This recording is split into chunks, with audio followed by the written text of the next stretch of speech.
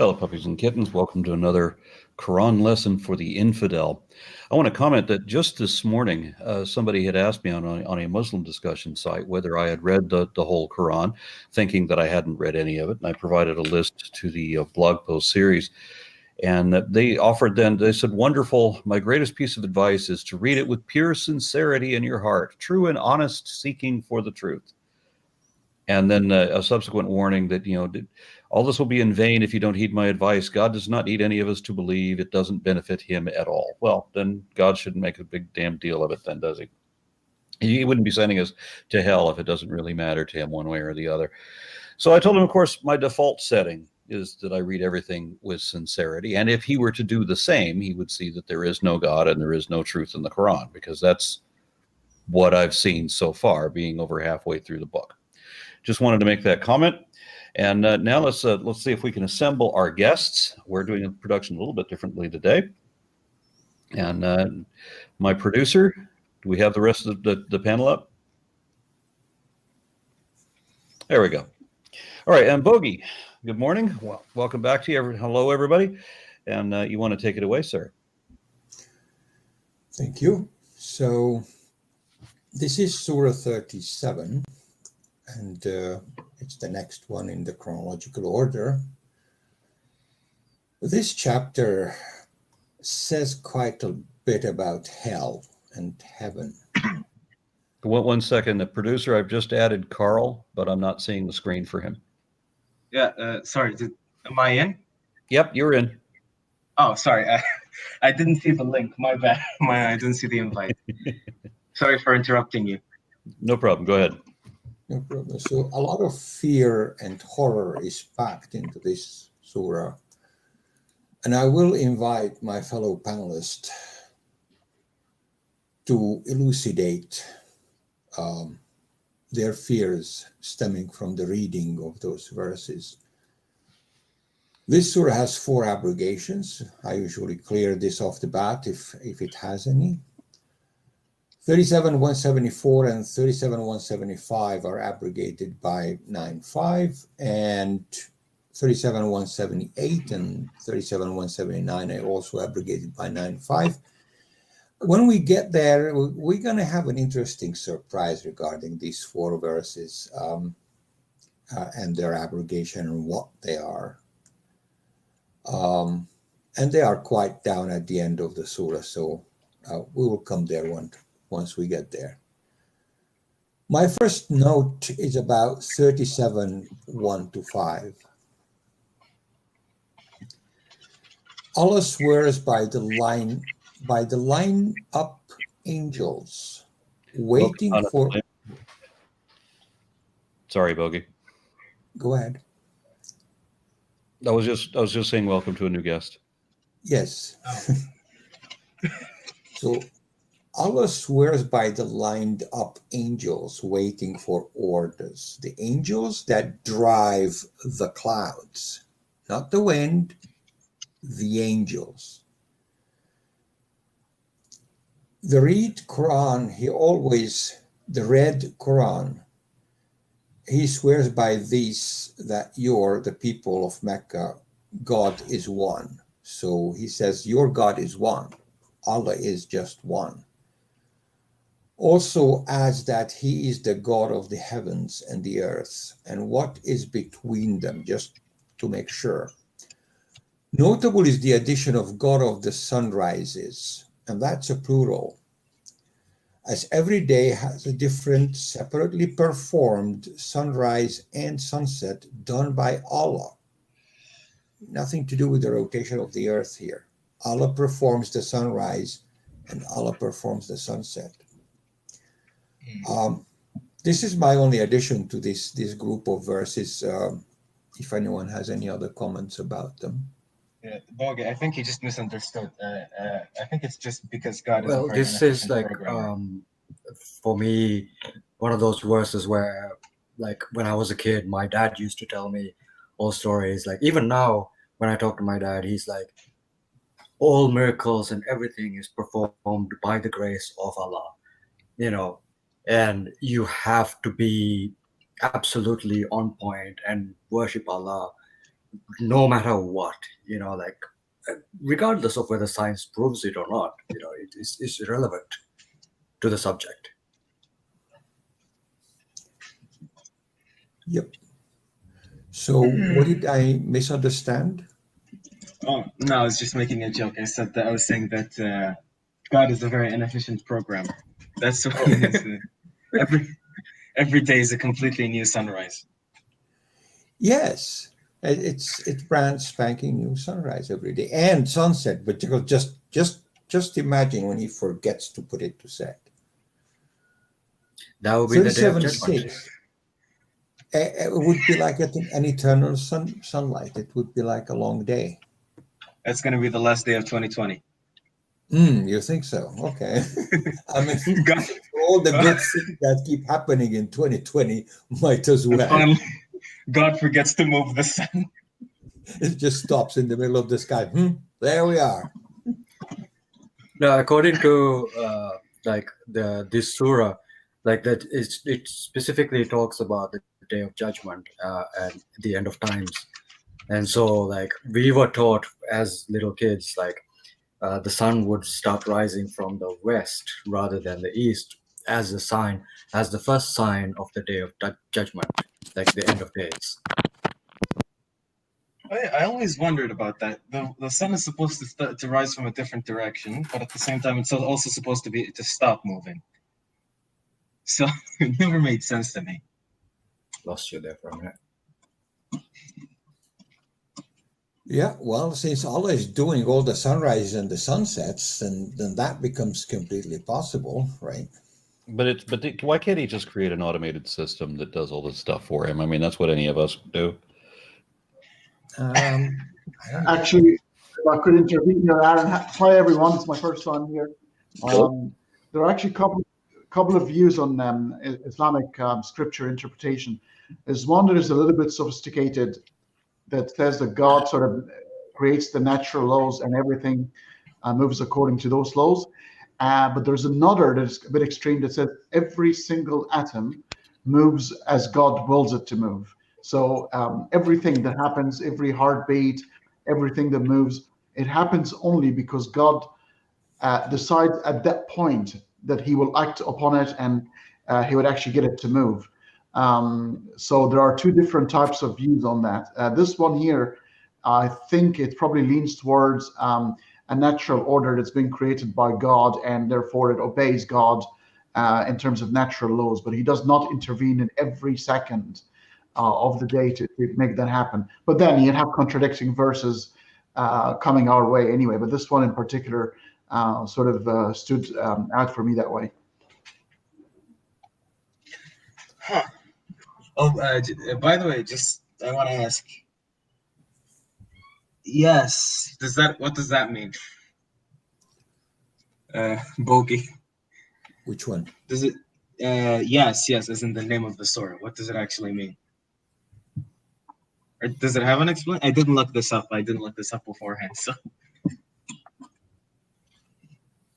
Arranged in rows. The name of the surah is supposed to be referring to the military alignment of angels, like an army of angels. So it's arranged in rows or ranged in rows or something equivalent to that. Yeah, so it's the angels are lined up in rows with their wings on the ready to follow up on any orders that Allah might be give. So he's lining them up in rows, and that's the name of the surah. It's not Good morning, very Dan. talkative. Yeah, it's just the line up angels is the name of the surah, which just happens to be the first verse. Interesting. Yes. Do we have any native Arabic speakers around? Quite a few. Okay. Yeah, I'm here. Okay, if you notice something in Quran, it does that quite well. It never really explains everything. Al-Saaffaat means anything that can stand a rose. It doesn't have to be angel. And you can notice the word angel is actually between brackets. So it doesn't really say that sort of explicitly, but it emerges from the explanation of the tafsir of the Quran. But otherwise, you wouldn't. It could be the military, or it could be anything of that floor. It doesn't really explicitly tell you what is that in rows. Right, Yeah. but these words are deliberately obscure. Yeah. Like the first verse, it was Saaffaat to Saffa. Okay, fine, great. So the lined up ones are lined up. Thanks. That was very intelligent, right? Verse number 2 was Zajirat to Zajira. Okay, fine. What are the Zajirat and what are they exaggerating? Who knows, right? So at the end of the day, the interpreter is gonna go to whatever they can do with this and say, okay, well, it's the angels. I mean, whatever, right? The It's all producer, depending on the context. It's missing a lot in terms of meaning for the sake of being short and impactful as linguistic, but it loses the meaning at this point. all right. So Right. to the producer, I want to note that we now have 7 people that should be on screen. We're only showing 6. I Whoops. was on it. Oh, and then she disappeared again. All right. All right. Let's set up for 9 just to make it easier Sure. for when other people pop in. Very good. Thank you. Continue, guys. Super. So, verse 37:6. Your translation, Aaron, will say stars, right?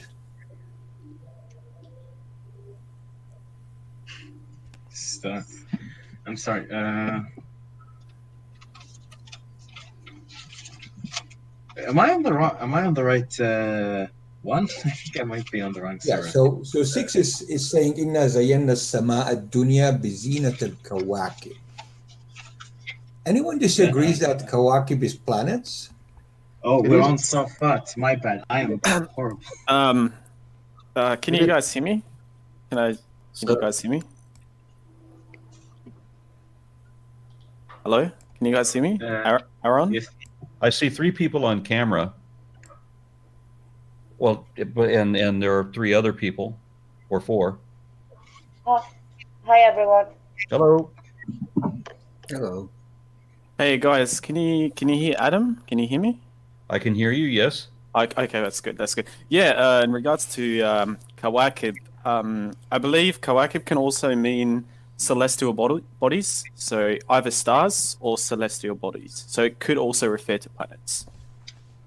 Yeah, but again, like a kawkab is something that moves across the sky, and Yep. our planets, specifically planets, not stars, Yep. not constellations, not all the other words we have in Arabic, and it's there, and it should have been clear. But he says the ornaments of the sky are the planets, and yet the translation doggedly says it's stars. And this is not the first place, by the way. This is not the first time this happens, that it talks about planets and the translation says stars. It's very true, considering that we have actually a surah called Al-Najm, which means the star. So the word Najm or star was sort of familiar in the Arabic language and in the It's available. Yeah. Try not to cut each other off. Yeah, sorry about that. 37:7, please. 37:7, and made them a safeguard against every rebellious devil. So the lowest heaven is fortified against devils. By snipers. Apparently, God lives Yeah, in a basically. castle.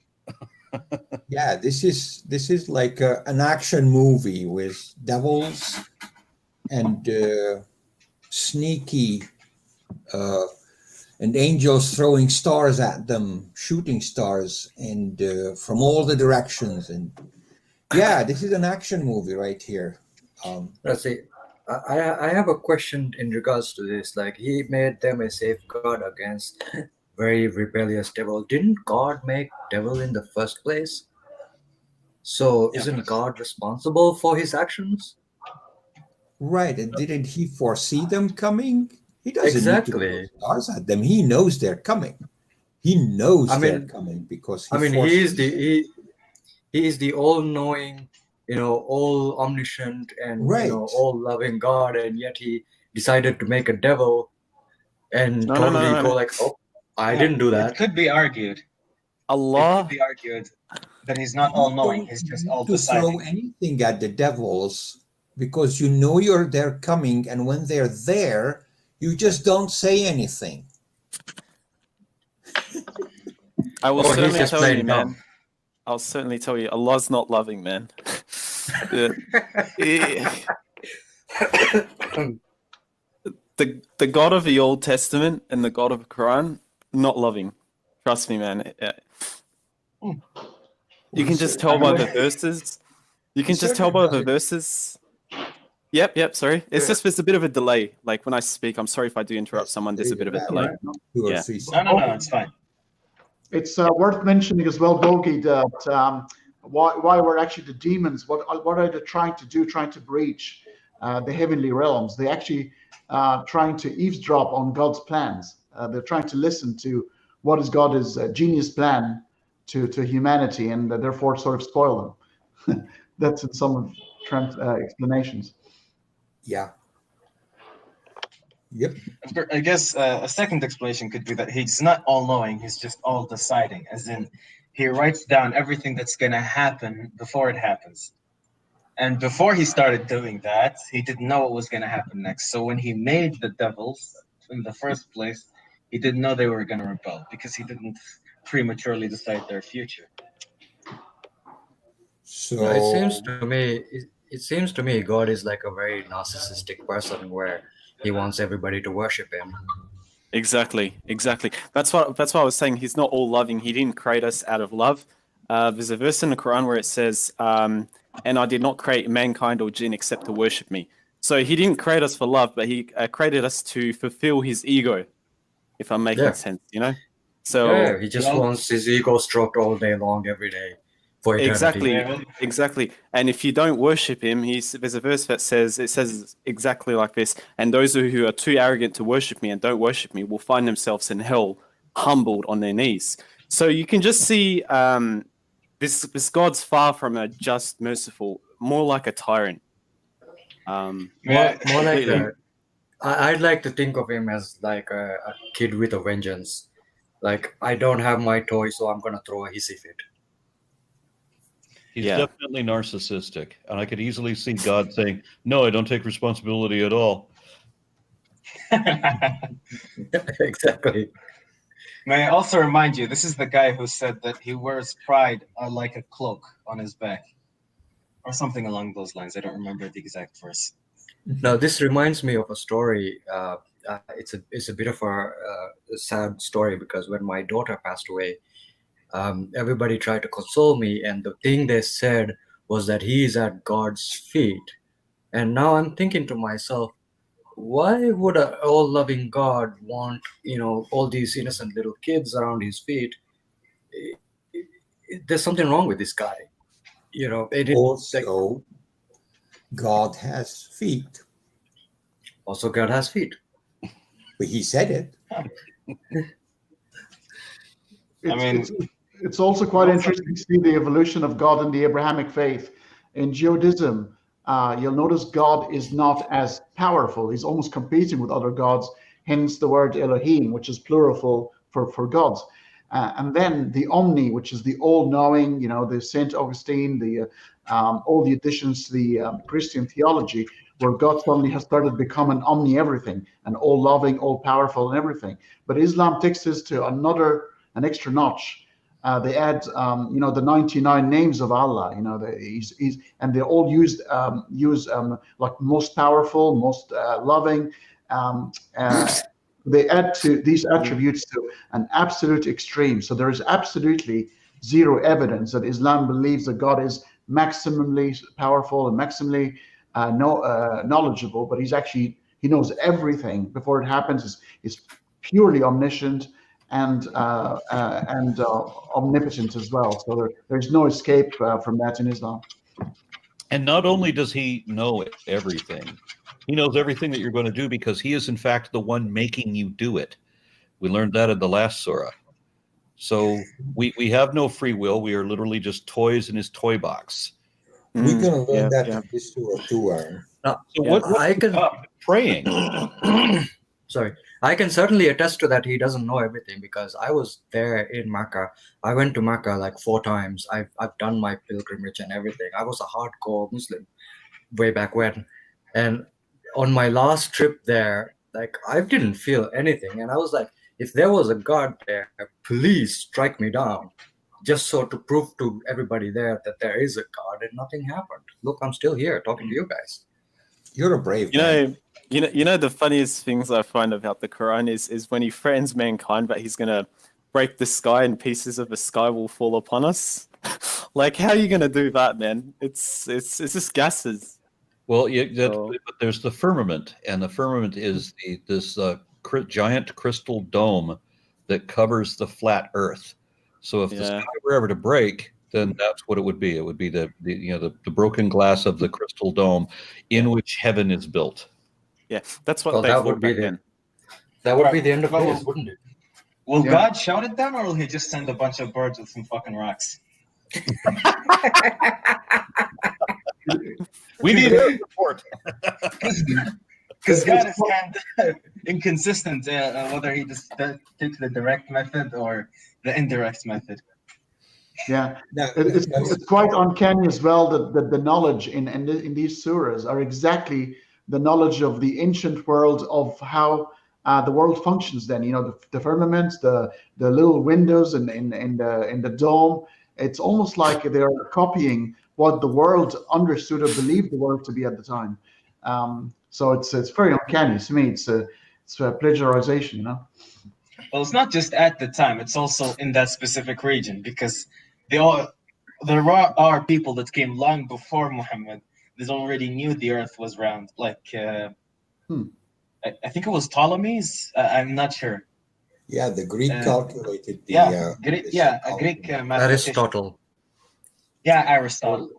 Oh yeah, Who already They- calculated. And they he found out- calculated that it was a known quantity. They knew how big it would be, and they probably had a pretty darn good idea that it was kind of an orb-shaped thing. Yeah, Aristotle was off by what, 20% by today's Yeah, measurements. but like So that was very Yeah, it close. was- yeah, it was pretty Really darn close. close. Like if you were going to send a satellite and you're off by 20% on the size of the planet, you'll still be around in orbit. Yeah. Pretty So much. yeah, God should have sent Aristotle as a prophet. I would follow Yeah, that guy. I believe they That measure he as sent well. us a Jew and a pedophile. Yeah, I think they've discovered it through casting of shadows of buildings. If you're standing at the pyramid, and the shadow of the pyramid by midday is different than No. 2 p.m. than 3 p.m. and that can never happen in a flat Earth. No, there were 2 columns, and one was in Cairo, the other was in Alexandria. Yeah, that too. So,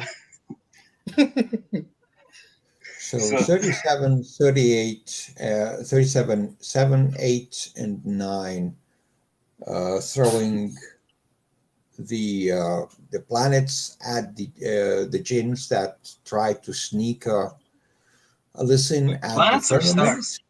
Yeah, I have the impression No. that they're interpreting meteors as if these are like flaming arrows being fired by angels at devils who are Yep. trying to sneak in over the ramparts of God's castle. Yeah, it's definitely a projectile concept here because it comes in 37, 10, except the ones that manage to listen to a word or two and run for it. A penetrating shooting star will be following them, knocking them out or killing them, I guess. Right? Interesting. So there is definitely a lot of hurling and throwing going around there. And you can't fail to me, it's like What if they miss? What are they going to hit? Well, you got to remember that they're thinking that the stars are that these shooting stars, and in fact, the stars themselves are the same thing. That they're just tiny little lights. I mean, doesn't the Quran say that at one point these are little lanterns that are hung in the firmament by children? Yeah. And so the angels are just grabbing the lamps that were hung by children and lobbing those, maybe just throwing them with great velocity, obviously, at these devils who are trying to climb the invisible walls. It's all very fantastical, but the amazing thing to me is that anybody believes it. Oh, I think we have a question here. Right.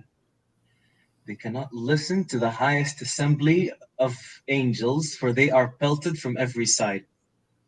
Who? Of course they are. Who is they? The jinn. The jinn cannot listen to what God is saying because the angels are throwing the shooting stars at them when they try. So here we have the intrigue of a spy novel, because for whatever reason, the devils are repeatedly, it talks about this, these devils, the jinn, are trying to get close enough that they can listen into the secrets that God is sharing. Is it like this the same jinn who are locked up with Yajuj Majuj? Somebody's going without headphones or earbuds. Okay, I have my earbuds on. You want me to switch to it? Yeah, I think it might be Deanna. And that's when the No, I have my earbuds on. Okay, well then I don't know. Hello? I can hear you. I still got my headphones on.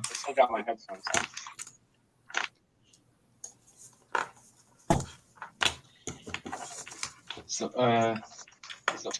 what? There's an echo.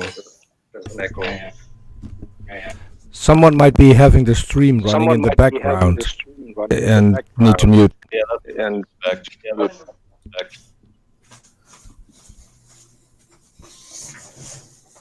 Yeah, check to see if you're running the video off of YouTube on another tab or something. Okay, the echo's gone. Yeah. Everyone is plugged All right. in. The woes of live streaming. Yeah. Somebody asked. No, they're not. Oh, Yeah, I had a question about the angels. Were they the same angels that are locked up with Yajuj Majuj? Echo's back, guys. Echo's back. Okay, I think it's my fault, so I'm gonna turn my mic off. Okay. No, the angels of Yajuj and Majuj are different. Okay. So I've always been confused about that. No, it's not the same thing, though. Yeah, they're just free demons that for some reason want to fight against an all-powerful being that they know for a fact exists. And they know for a fact that they can't defeat it. Aaron, we're talking about Gog and Magog. Oh, okay, sorry. Yeah.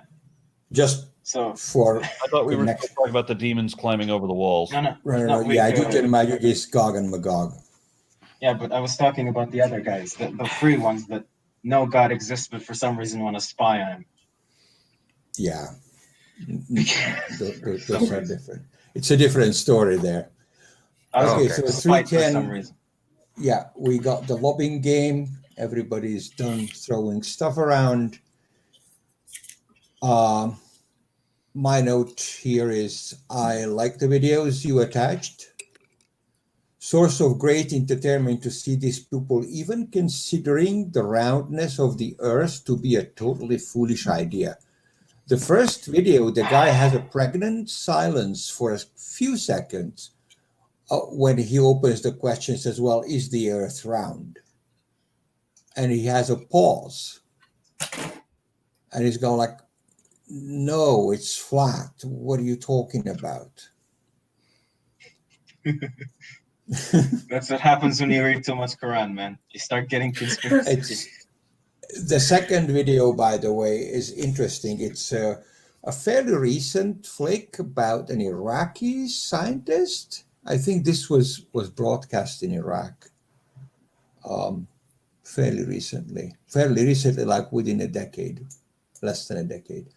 37:18 is my next stop.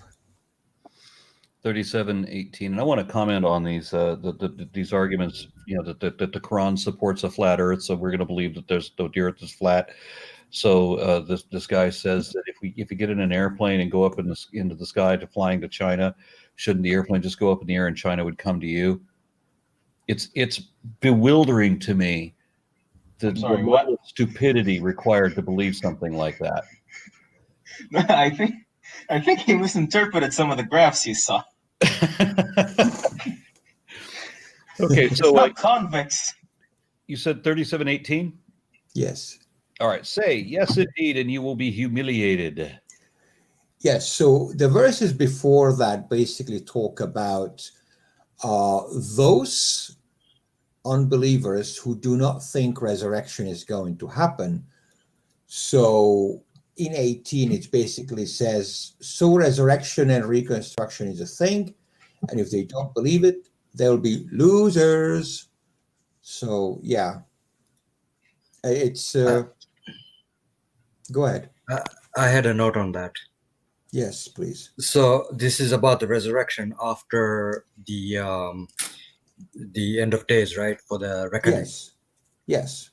So the way I was taught as a non-Arab speaking Asian ex-Muslim, so that, you know, in our part of the world, we were taught that during the reckoning days, before, you know, the left and right, the scales of your right and wrong, when they were weighed, you'd all be assembled in Jerusalem, I believe it was. And, you know, the whole of the world would be assembled there. Like, not just what people are today, but every human being that ever was and ever had been would be assembled. We're talking like billions, trillions, if not, I don't even know if gazillion is a word, but, you know, that many people assembled on the land of Israel, or you know, where that is. That's a tiny place to put so many people. I don't get how that could be, you know? Well, yeah. I mean, it's not just a getting. They obviously didn't know how many people they ever lived on the planet. I've never heard of that before. Right. I always love hearing about different sects of Islam because it's always so good. It's the interesting part. The interesting part is the place of gathering is not specified in the Quran.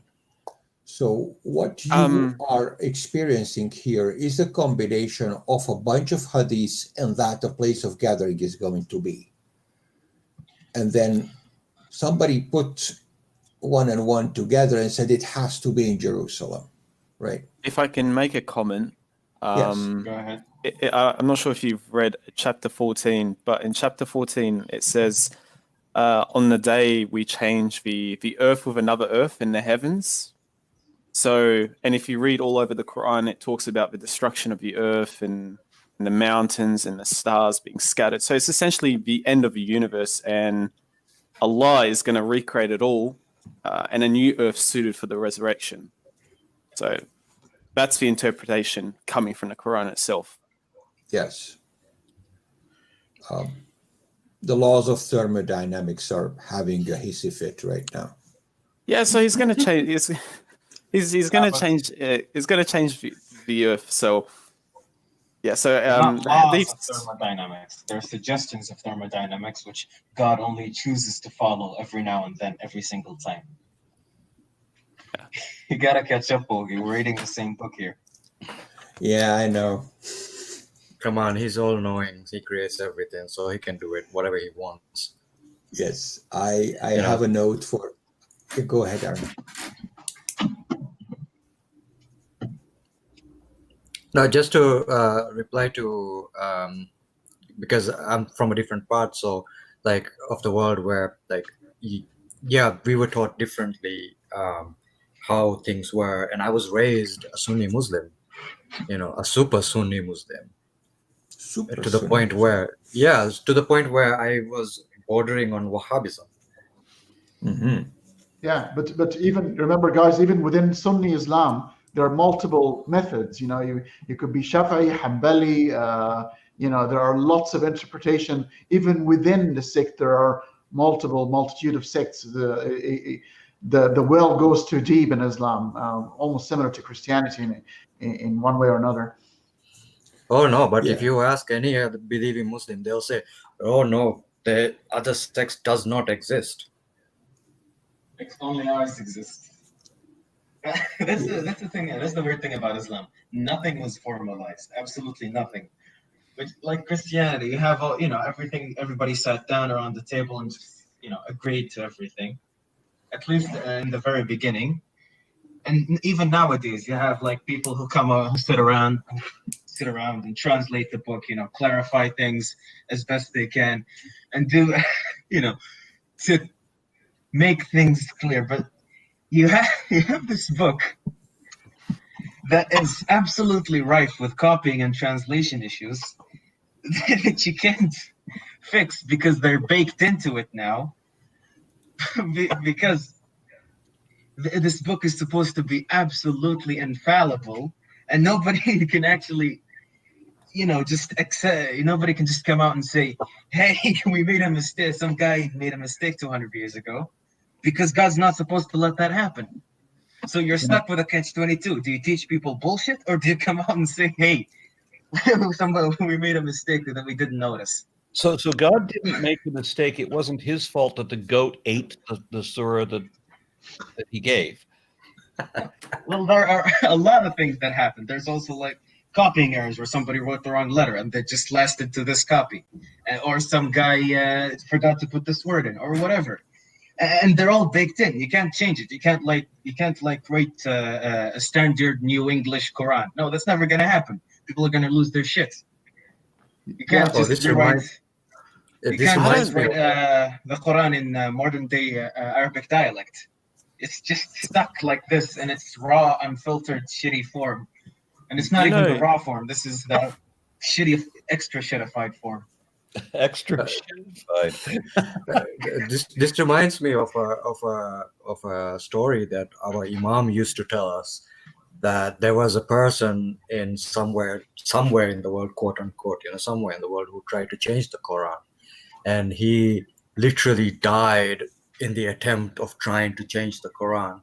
And we totally bought it hook, line, and sinker, and that's all we believed for like a long time, that the Quran could not be changed. Yeah.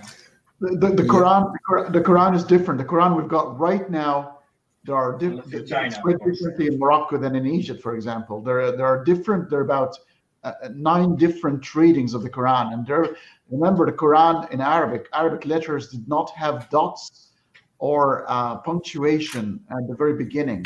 So any word can have maybe about 17 or 32 different variation of the words. So there are some verses in the Quran in Morocco, based on the reading in Morocco, is read differently than in Egypt, for example. But it all stems from one problem that I have with this God. This God so much insists on using the worst method ever devised to man, which is language. Using always language. Even his Satan, one of his creation, has chosen a far more superior way of communicating with humanity. Satan apparently can whisper to you in your own ears, with your own dialect, accent, vocabulary, choice of words, everything, and direct you within your brain. And that God chooses a language that might be superseded, or that dies off, or words that no longer in existence, or can no longer be understood, and is so stubborn that keeps failing throughout history and still use the same lousy method. Somebody wanted to share a comment from the chat, so I'll read it out. It says Nicholas something or other says our galaxy is 100,000 light years away. Well, actually, we're in our galaxy, but it says that our galaxy is 100,000 light years away. The diameter of the universe is billions of light years. In order to gain hearing from the higher assembly, the jinn need to move billions of times. I'm not sure what any of that means, but this person posted that a number of times in the chat, so I'll go ahead and read it. I think he means that they're moving faster than the speed of light. Which can't happen. Yeah, and the numbers are a little bit off, and there's also virtual vacuum in space, so you can't hear anything anyway. They can't hear you scream. By the way, I just want Yes. to point out that Nicholas is a Berber. Yeah. Represent. Yeah. Just So, says on a- angels' wings. On a slightly more serious note, I just wanted to make the note here that many ex-Muslims I know do suffer from considerable amount of fear of hell and what happens in it. Yeah, And that's these me. verses, Oh yeah. and Yeah, these that's me. verses in this surah have something to do with that long-lasting trauma. Yeah. This fear can be defeated, vanquished, overcame. Thank you. For Question me, everything. for me, Uh, it was a long time ago. I walked to the edge of hell. I heard the snoring. I saw its flames. I smelt its smoke. And then I turned around with a smile on my face, like the one I get when I watch a good movie. It was all fake. It is all fake. The suffering and puffing, the huffing and puffing of an imaginary wolf created by the imagination of people living in the Iron Age. Yeah, but That- this can be devastating to a 10-year-old. It is devastating. I'm not saying it's not. I'm just saying there is a way. It takes a lot. Here's I the once heard hell described as a tiny idea casting a large shadow, which I think is the best description I've personally heard of it. So if you're a kid and none of this makes any damn sense, if you're a child and you can see through the logical holes in this, and so you can't really believe it, but then you're also convinced that if you don't believe it, you haven't been raised with anything else. You realize that if you don't believe this, then you're damning yourself to hell. But you at the same time, so I'm confused how this works. If you don't believe, then you wouldn't believe in hell either. But a child's mind isn't able to reason these things the way that a grown up can't. There's still this like there's- subconscious fear. It's like it's still that fear that you're indoctrinated with. Even after you leave and you don't believe in it, it's still there. If that makes sense, because It's still there, yeah. Like Yeah. I've been away from the religion like 10 years now, and like when I go through these verses, it takes me back. So it's like what you gonna call this syndrome when you've gone through something It's a- traumatic. A flashback. Yeah. look, what terrifies me the most is the end of the world verses, the verses that talk about like the destruction of the universe and all of that. I spoke to yeah. Aron a few weeks ago about wanting to join in and speak about them, because some of these verses actually do match with science.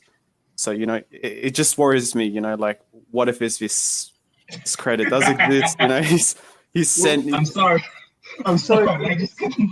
I couldn't stop myself laughing. Have you read the rest of the book, mate?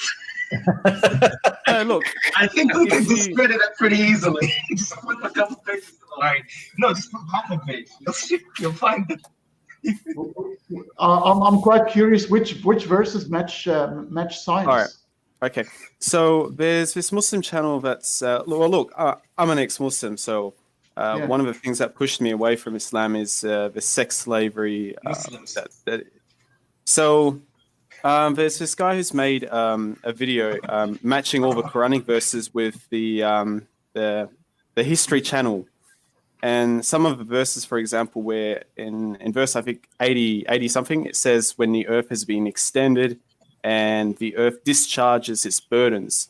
So this could be referring to a spaghettification method, where the earth stretches due to the gravitational pull of black holes, and then the earth starts splitting apart and dispersing all its lava. There's also the verse that could be referring to the Big Crunch, where God says, on the day we roll up the heavens and we roll up the heavens like a scroll. So this could be referring to the Big Crunch. There's also verses where it says the oceans will be on fire The oceans will be on fire. When the oceans are erupted, when the oceans are set on flame, the mountains are blown away. So it is in line with science. So I disagree. I just want to hear people's opinion. That's all. You know, I'm not to disagree as well. Yeah, that's kind of silly. The big crunch is more like a big crumple of paper, not rolling up the scroll. I just rolled up to heaven. Yeah, look, it's pretty vague. It's vague. I will say it is vague. But the other verses. Can we contrast that with Solomon having been giving the ability to make the wind blow or not, and also his Dr. Dolittle ability to talk to animals, and the fact that he has genies working for him. You know, at one point you realize that, hey, this book talks about talking animals and genies. And hey, it aligns with science. No, it doesn't. Let's also contrast this with the fact that there's a story here. I'm sorry. Yeah, go ahead. The point I was trying to bring up regarding sometimes things aligning with science. The Greeks, that's my main worry. You many know, like thousand years ago, talked about the atom and how it works and what are its constituents, and had extensive literature about it. Yet we know for sure that they have nothing in terms of knowing what the atom actually is, how it works, and how they still talked about it. If you want to bring the word atom into a conversation, the Greeks pretty much nailed 80% of the things. And yet you cannot say that they knew what they were talking about. Very correct. The atom is a Latin word for the indivisible. All what they have, they've just made an intellectual reference to or inference to that there must be some building block to this universe or to the world. It's so small that it can no longer be divided, or so it's something that's indivisible. And that's the atom. But you're right. There's no reference to it. This spaghettification, the stretching out of material or of items, that can only happen at the event horizon at a black hole. But we know, or science tells us, that the universe is going to die a thermal death. It's a heat death, which is going to be really cooled down because of the expansion and losing its energy. So it's not really matching the science, to be honest. And somebody here that you know what I was saying about the genies and being able to talk to animals and all of that these are just parables, but of course it's not written as a parable, is it? It's written as if it was a history, and this is what we're supposed to accept. And nowhere does the Quran distinguish what is a parable from what isn't. It's just like with the Bible. It's like when it is indefensibly silly and stupid, then it's a parable. When it was thought to be real 600 or 700 years ago because nobody knew any better, well, then it was literal. But now that we know that it can't be real, well, now it's a parable. And what do we do with the rest of it? Oh, Hamdi, my habibi. It's a parable. I love that. I love it when they say that.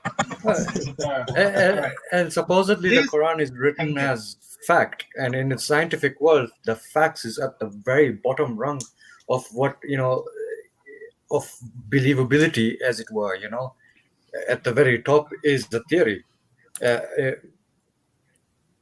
You know what? Wait. He gave us a reference. Surah number 3, verse 7. All right, let's check that out. I'm gonna check that out right now for you guys. And let's see where the Quran says this is a parable. Don't take it seriously. Page 77. Where is it? Page 77. This is where the surahs. Oh wait, shit! I had gone too far. Excuse me for a moment. Wouldn't it be great if the Quran and the Bible and all of that said, this part is just a parable, that this part is literally true. Here, this is history. This is just folklore. It would be nice if it would make those distinctions, but I get the impression that it's all just folklore. Yeah. And people just simply apply their morality to the reading of the text. So, for example, the cutting of the hands in Quran, it was completely literal, and only the Quran only folks right now. They come to you now and say, no, cutting of the hands means to forbid people or to stop them from stealing. It's meant to be a metaphorical thing. Imagine the amount of people who lost their hands throughout the ages just for God to come about now and say, sorry, I was actually screwing with you. I really didn't mean that. It was just a poetic gesture from me. It's obviously insane. All right, let's check Hamdi's source right here. It's a long one, so bear with me. هو الذي أنزل عليك الكتاب منه آيات محكمات هن أم الكتب وآخر متشبهات فأما الذين في قلوبهم زيغ فيتبعون ما تشبه منه ابتغاء الفتنة وابتغاء تأويل. What the fuck is this word? تأويله. لا. Who puts a kasra on a well? What the fuck?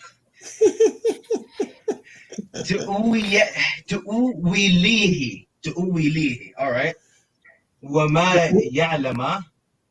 I put the same word twice. You mean تأويله. Okay. First time. Interpretation. Yeah. For the first time is تأويله, and the second time is تأويله.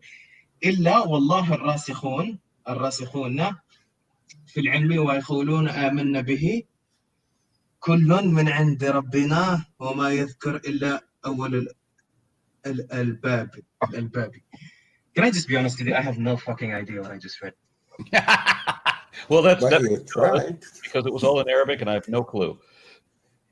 Yes. So the block we're concentrating here is 37:18 to 41. This is the hell. This is back to what we're talking about. This is the block where hell is being talked about. I have 3 notes on it, and if you find something interesting in there, then bring it up. I have a 37:22. Them and their partners in not believing, or is that wives? Will be 22 will be gathered together and what they were worshipping. So they are not going to be exempt from the punishment.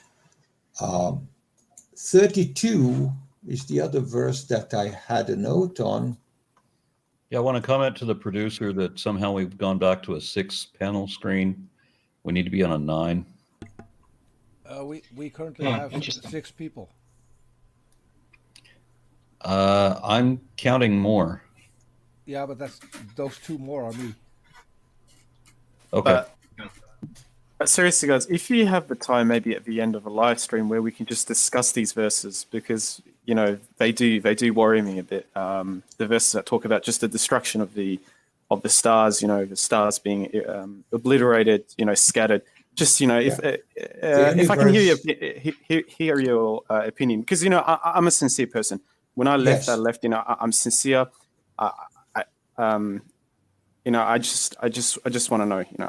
I'm a sincere individual. The universe is expanding, and it is accelerating in the expansion. Yep. Does that answer your question? No. Just like all the other verses, how this individual Muhammad attained, this knowledge. He didn't. He stole it. All right. No, he didn't even steal it. Look, a broken clock is correct twice a day. No, because it's not just stealing. I'll give you a good example.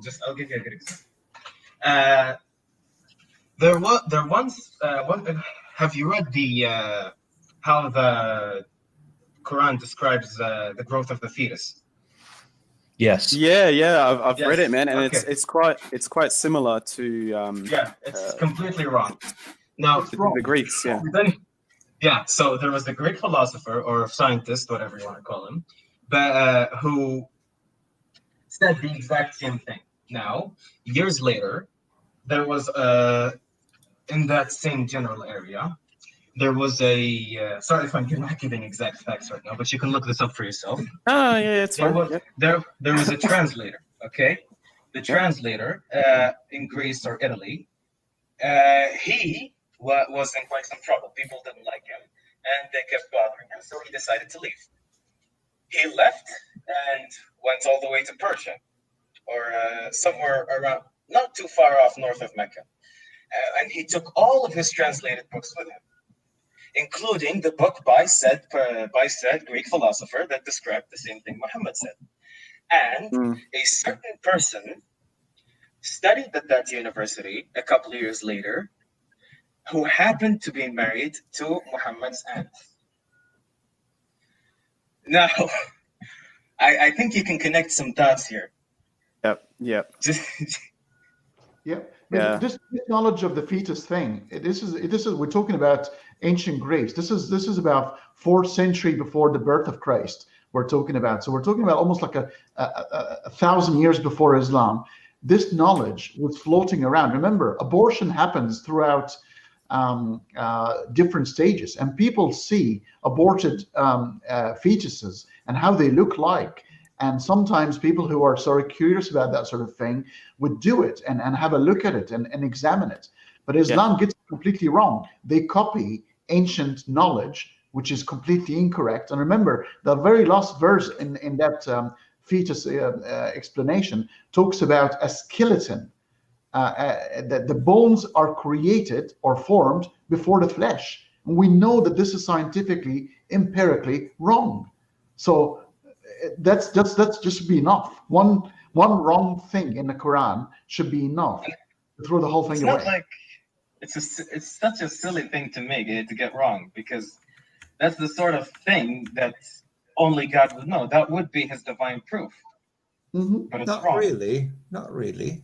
No, because that's the sort of thing that they would slam dunk. They say, well, like, hey, God said this thing about the bees. He was right. That was like 200 years ago. Boom. You're wrong. That would be a slam dunk for them. They would not shut the hell up about it. But you don't hear it anywhere. You just hear it when they're defending it. Nobody actually pulls it up as evidence because they know they'd be shut down. Yeah, if I could just say something, one of the things that would help me and most people to get rid of the fear of hell is when you can debunk all these supposed claims that Muslims make. How could he attain such knowledge? When you see it's apparent, but like as you're describing it, when you can explain like how this knowledge was so available at his time, then it can reduce that fear a bit. They have this guy that I told you about, and you also have Waraq ibn Nawfa, who was a Bible scholar, and he told him everything that he knows about the Bible, and that's where he plagiarized all his Moses stories. I know this live stream is supposed to be mostly about Surah 37, but if we can quickly just go through maybe one or two verses, just like how does a 7th century how could they attain like the knowledge that the oceans would be on fire? The oceans would be on fire, that the stars would be obliterated and scattered, mountains being blown away, like maybe mountains being blown away, but just about the oceans being on fire. Let's just talk about the mountains for a moment and remember that the way the Quran describes the mountains is that they're paperweights. So the earth is a map. It's a flat map that sits on a round table on columns, and the whole thing is covered by a giant crystal dome. We know that none of this is real, but this is the way the Quran describes this. Because definitely, the Quran does describe the sky being held up by pillars, and then it says that the pillars are invisible, that you can't see. So everyone's interpreted the verse that there are pillars that are invisible. So that's why everyone thought back then. So right there, this is scientifically wrong. It's inaccurate. So, but then the mountains are set on top of the map to be paperweights so that the map doesn't blow away. You know how many aircraft accidents those invisible pillars would cause? Yeah, exactly. It would be a floating disaster, man. Every day there would be the news: airplane hits invisible pillar, everyone dies. Air traffic control didn't see it coming. Air traffic control wasn't that big an issue in the 7th century. No. Can I just say, guys? Can I just say, Norse mythology got it right when they said Norse mythology got it right when they said that the sky is held up by a bunch of black dwarfs that liked rings a lot. So, Norse mythology predicted hobbits. Can I just say that? Huh? I'm just gonna leave that there. You can think about it on your own time. Just in regards to the mountains, you were saying about the mountains being paper. Like they're No, but- paperweight. No, but no, about the end of the world, where it says, يسألوك على الجبال فقل ربي ينسف نسفا نسفا, where it says they ask you about the mountains, say my Lord will blow them away. And another verse, the mountains will be like wool fluffed up, because they're powderized from the intense heat of the red giant phase and all the the doomsday events that will take place. So this is accurate. Like. Except it's not. No, I think to answer your question because about the how they sun knew about it. has no red giant phase in Islam. It cannot happen because the sun is small. Well, I'll tell you something. There is a hadith where he says, "Oh my God." No, just we don't do hadith because this is a long surah. We got to get through this surah. Yeah. Or else we're going to take one of the another 3 reasons hours. we don't do hadith because that's fine. That's fine. Everything. There is no point in bringing it up because a single verse of Quran would trump all the hadith that is. Maybe we can always organize a separate discussion where we can discuss this, because it is a pretty interesting subject. You can pretty much pick up. Yeah, if you would allow me, I'm detecting an Aussie accent. I'm in Melbourne here, mate, and I broadcast in both Arabic and English. So if you need, and I'm an ex-Muslim as well, so if you need any help outside of this later on, I'll be very glad to help you. Not a problem. Sounds good, man. Because I just left Islam last week because I confirmed the sex slavery in there, and I was like, this is too immoral. You left Islam last week. Wow. Yes. Truly. Before, I've been an agnostic for about a year, and in the past 6 months, I've just been losing more faith. But truly, after confirming sex slavery, and it's just so. Which instance of sex slavery are you talking about? Because there's a number of choices here. Last week. Sorry, come again. Which instant? Yeah, there's when we're talking about the Quran, I don't know if you're talking about sex slavery in Islam or if you're talking about sex slavery just in the Quran, but we have covered where there is sex slavery just in the Quran, and I think you're talking about somewhere else. No. There's sex slavery in the Quran, and the narrations where it says, after war you're allowed to take captives, women against their will and enslave them, and then the Bible does too. Yeah, I know. Yeah, because if we start including mentions of sex slavery in the hadiths, we'll have more of those than we have atoms in the universe. Yeah, so I did look at Christianity as an alternative, but I knowing all these verses in the Old Testament, and it's just there's no other option. But anyways, the where you can take a captive against her will and then enslave her, and she she's a victim of a war, and now she's enslaved, and she has to forcefully sleep with her captor. That was just so immoral. I was just like, nah, I'm done. And I've mostly lost. Do you know that every verse that talks about sex or marriage? Yep, it's in regards. Yep, tucks in the phrase of "Wama malakat aymanukum." Yep. Before, which means your slaves. Yep, exactly. So before, and they're totally trying to justify it. Yeah, before knowing this, I was told that she's your slave, but she has the right to refuse. So I was like, okay, that's at least acceptable. But after but after finding out that that she doesn't have a right, I was like, and she can be enslaved and have sex without a right, I was just like, yeah, that's just unacceptable. So I apostatized. And there's all these verses talking about the sky being held up by pillars and all of that. So I was like, yeah, this is just too much. It's not making sense. So I pretty much lost the fear of hell, say 75, 90%. But there's still that fear because, I'm a new apostate. So still working on it, Understandable. That's very understandable. I understand your position. Yeah. No, we are all here for you. It's okay. There's no hell. I have seen it. It's not there. And look, if it wasn't for my sincerity, because like you can hear, like when I'm speaking, I'm very sincere. I'm presenting all the arguments that Muslims use, and I'm trying to evaluate what's most logical. So if it wasn't for my sincerity, I would have left Islam like 2 years ago or a year ago. So it's my sincerity, it's my hope that's kept me going until this point. You know, it's just that's too your much. problem. You're going. The people you're arguing against aren't being sincere. They're either lying to you or to themselves. I want to address that for just a quick moment. I mean, somebody alerted me that Muhammad Hijab had made a video explaining or schooling me on how to approach the Quran. I think I'm doing it the right way.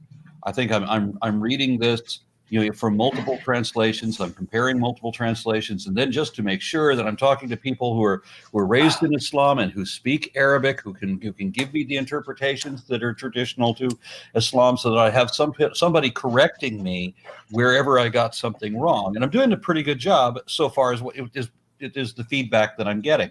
The only problem is that I'm not believing it. And somebody told me today the same thing that they tell me with the Bible, that you got to read it in the Spirit, which means you got to believe it before you read it. And believe it. What does that even mean, in the Spirit? Yeah, it means be gullible. It means convince yourself that what you're reading is true. But of course, I'm the same as the guy who was just speaking before me. I'm sorry, I'm getting confused on the names. I'm being sincere. I'm reading this in sincerity, and I'm sincerely, it's full of crap. And I'm not doing this just to criticize it. I'm doing it to understand it. And when I read the Bhagavad Gita, I had always thought, because I'm familiar with and favorable to Hinduism for a long time in my youth, I thought that when I read the Bhagavad Gita that I was much the same as when I read the Bible. I thought I was going to get divine wisdom. It's not there, not in any supposedly sacred scripture I've read so far. The only divine wisdom this book will give you is to show you how divinely stupid it is. Only a god can create a book so baffling. It says the same three sentences. One of the things that doesn't. Yeah, sorry. Please go ahead. Go ahead. One of the things that doesn't make most sense about Islam is he sends his final revelation in Arabic, the most difficult language to understand, and that only like 10% of the world understands it. And the words have so many different meanings, and it gets so confusing. Like, why not at least send it in multiple languages, across many messengers? English. Exactly. I totally agree with you on this, because English is the most spoken language today. Like, everyone speaks it. Why not send a messenger? Say today in this time, or if language is flawed, because you're going to have lingua franca in every different stage. English wasn't always the lingua franca. It's only the lingua franca of today's. But if this is really the eternal lost message, it can be in any language, really. It will have to be a download into your brain, into your own, whatever that convinces you. Exactly. Yeah. I was going to suggest that. Why not upload it in the brain? Or at least have that. That they call it the picture. God could speak to all of us simultaneously in every language, and let us all know that He exists universally, simultaneously, and it would be no problem. But that's not what any of the Holy Scriptures or supposedly Holy Scriptures talk about. Because that's the basis of revelation. Muhammad hears the voices inside his head, right?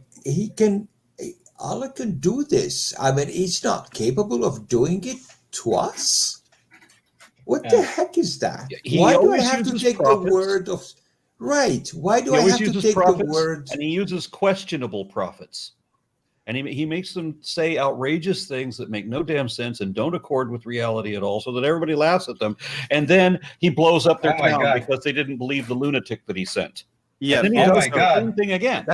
That's the thing with the Quran. It says, if this man, everyone thinks he's crazy, and if you don't believe in him, you're gonna burn for eternity. Like, you've lost. But holy shit, guys! I think Donald Trump's a prophet. Oh no! See, you're not only going to burn for eternity, you're also I going to thought be he like was waiting God, for though. eternity. No. He's just a very egotistical prophet. No, he's That's why he God. got the coronavirus. Oh, But that's the thing, guys. He got too Keep in big for his context britches, of, so God slapped him, smacked him dead. okay. keep in Anyways, context the theme of the conversation, which is basically we're heading towards hell now, and at the same time to address the gentleman's concerns. I think he's reading this the other way around. I mean, the concept of hell itself is a very questionable notion.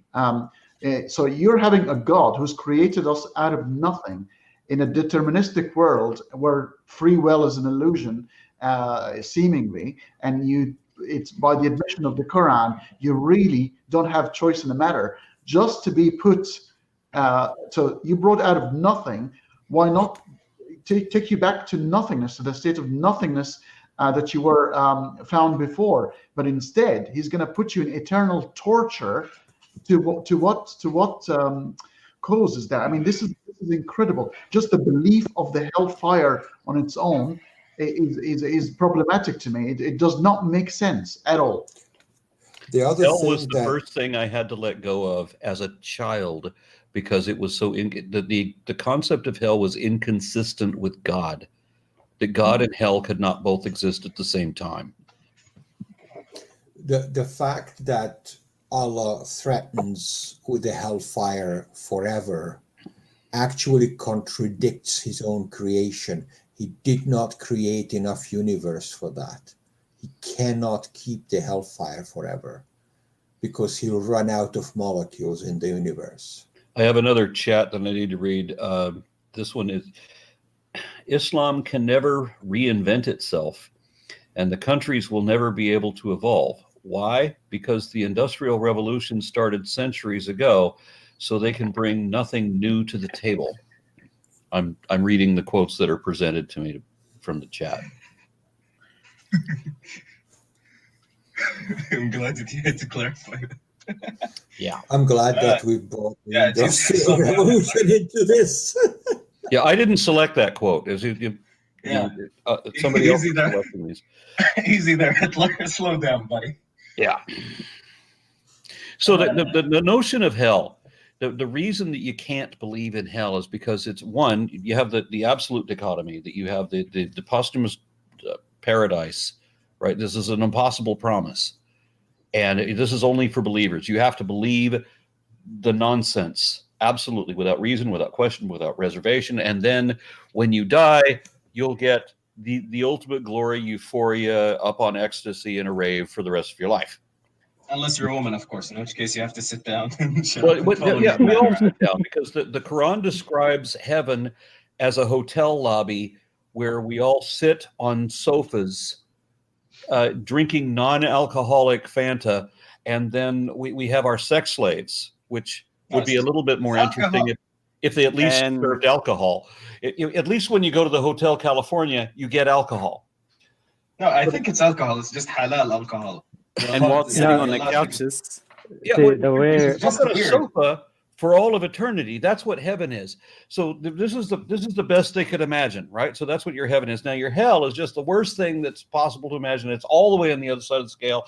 There is no shade of gray. There's no extenuating circumstances. There's no purgatory. There's no trial period.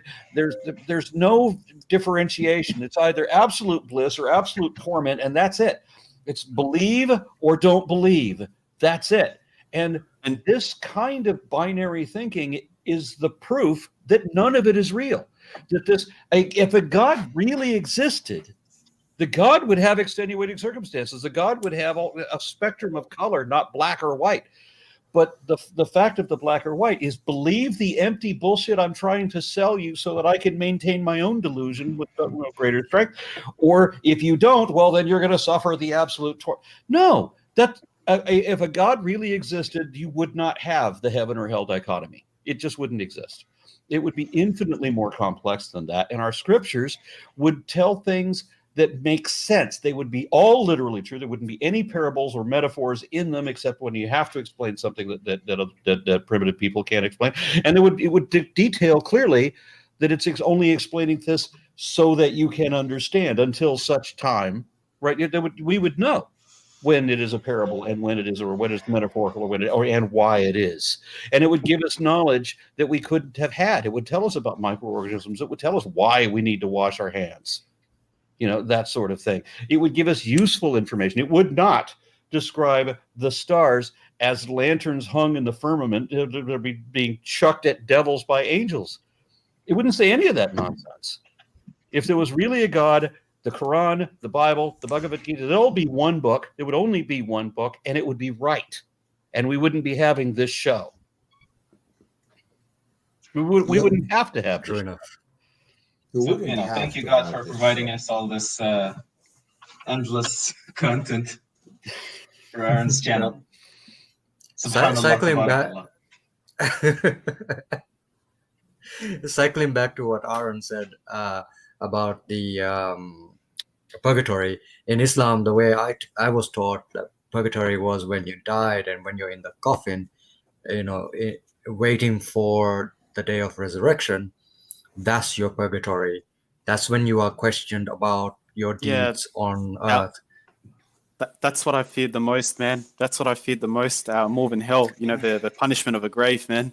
Because it was sooner. It was coming sooner, and it was just really scary being in a dark space. Having your ribs crushed, and I remember soon. By the way, when it says yeah, the Quran says that the judgment day is going to come soon after Muhammad's death.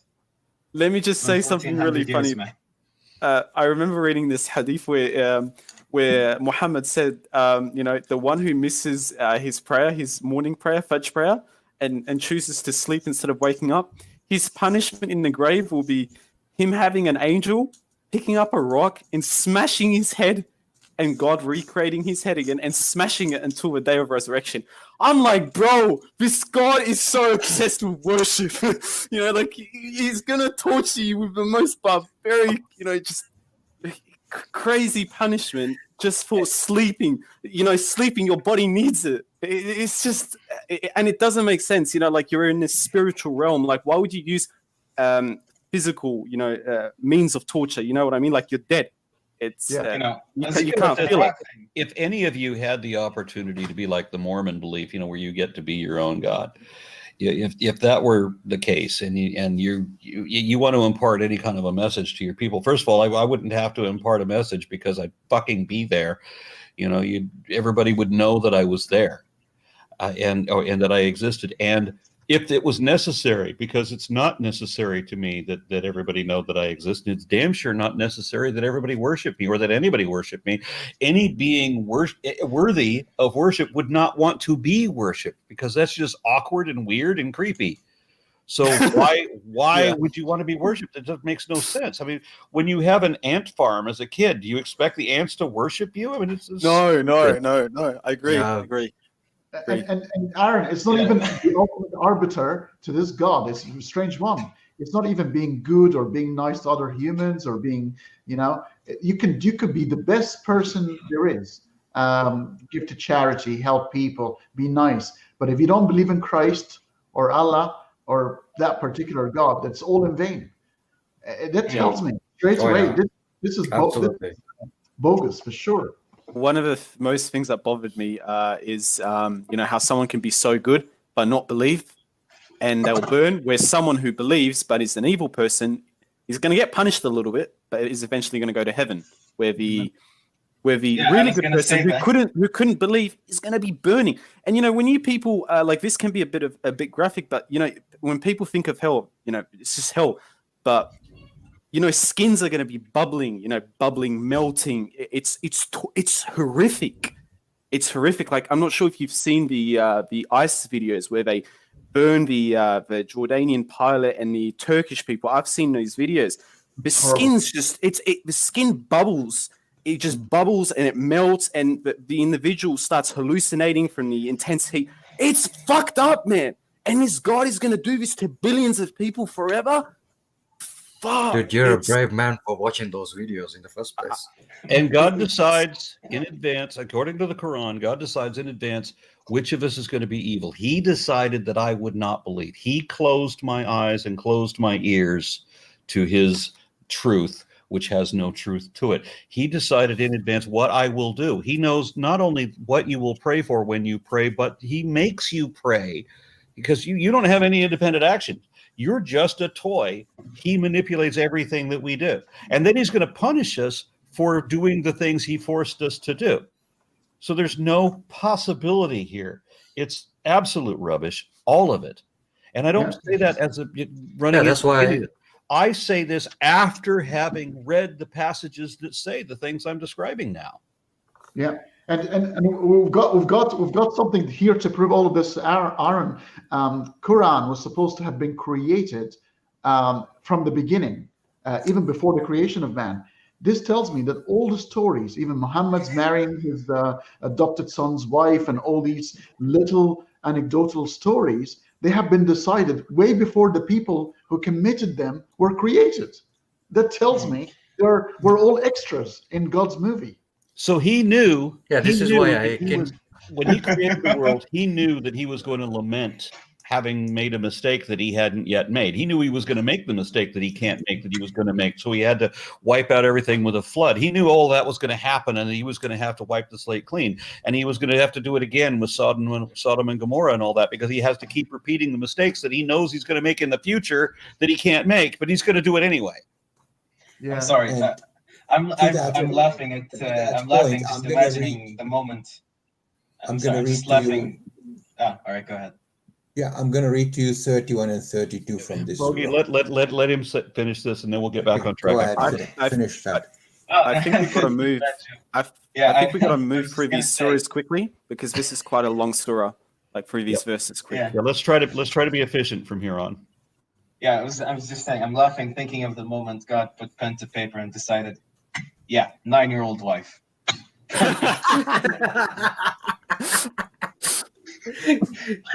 That's going to be finished. Nobody came up to him. So, Nobody came up to him and said, to the people who end up in hell, they are saying, فَحَقَّ عَلَيْنَا قَوْلُ رَبِّنَا إِنَّا لَذَائِقُونَ. Right? So God's words about us were true, and we are going to taste the punishment, the suffering in hell. Why does he want to do this so badly? Right, but look at the next verse right here, 32. فَأَغْوَيْنَاهُمْ إِنَّا كُنَّا غَاوِينَ.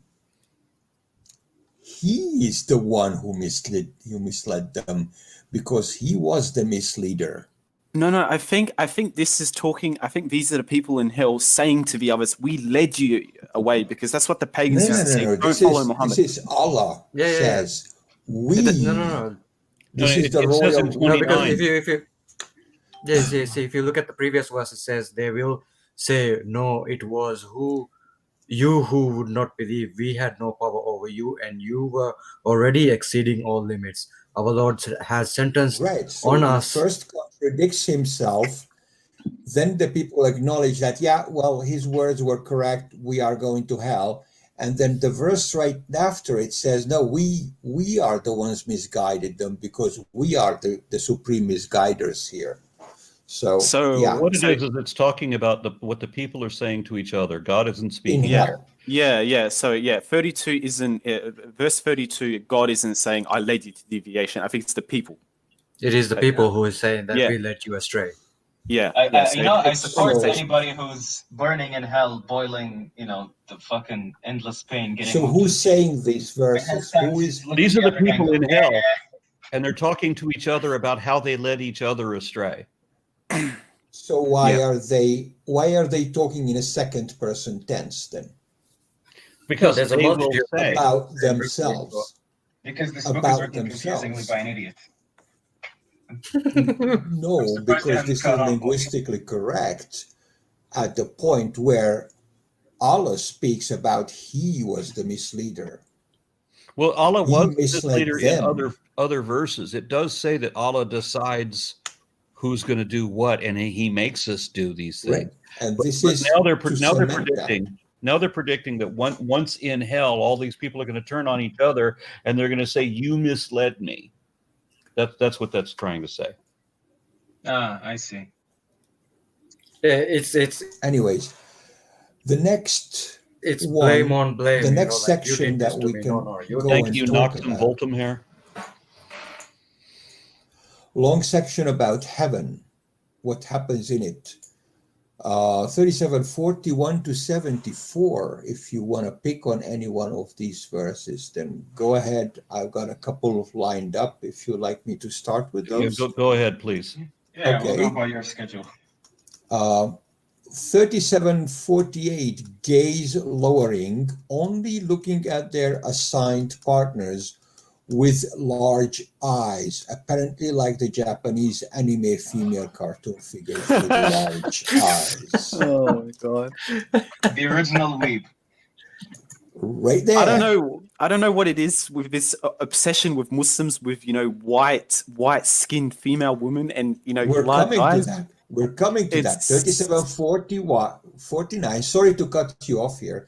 37:49. White as eggs. Apparently, being white is considered better and more beautiful. Carry on. That's an interesting thing I want to bring up, because that's not, a lot of people would think that was Europeans, that Europeans are white, and so that's where all that came from. But Arabs had it too.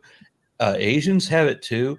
Chinese, Vietnamese, they all have this praise, because you have dark-skinned Cambodian people and everything in Asia, but there are a lot of cultures that praise the really light-colored skin, and I don't understand what that is, what the impetus for that is. I mean, I've seen beautiful dark-skinned people.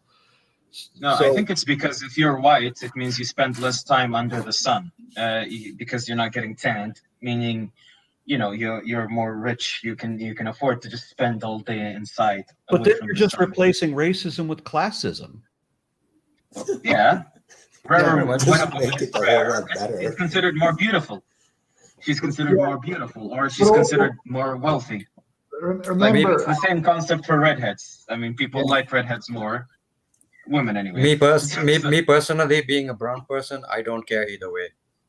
in the narrations and hadith of Muhammad and the wars, the waging wars on, especially in Rome, Amr ibn al-As and those people were very, very happy that they were going to be entering Spain and Rome, and then they called them, so you can gain the women with the yellow hair or the blonde hair. So there was a fascination. Obviously, there's always a fascination of that you don't have. Those who lived in the Arabic Peninsula, obviously they were slightly on the dark side, and you always sort of you're curious about those who look different than you, especially in terms of women. So paradise is always something that you don't have, or you don't have in abundance, and a promise of something that you don't see very often, and that is those with fair-skinned ladies. So it's nothing. But by the way, some interpretations say Hur al-Ain means white raisins. So some those who got martyred and were killed and were into pieces, flying in the air, they're probably going to end up getting a plate of raisins at the end, not 72 women. I would like a burrito personally. All right, guys. That's I'll another read the thing Quran, about the whole I'll Huralin read thing. the whole Quran if I get like 5 shawarmas. Okay, 5 shawarmas, 2 for me, 2 for my brother, because I want to share. Can we arrange something here? Okay, anything to pick from 41 to 74? See, I have got a thing about that. So that I wanted to make a comment on the whole Huralin thing. That's like when you go to heaven, that's what you get, right? But then the way I was taught was that when you go to heaven, you pretty much have no time for any of that, because you would be praising the glory of Allah, and you'll be, forever in sublimation, in prayer to Him for the rest of eternity, because you're so grateful that you got into heaven. So there's no point of the whole Huralin anyways.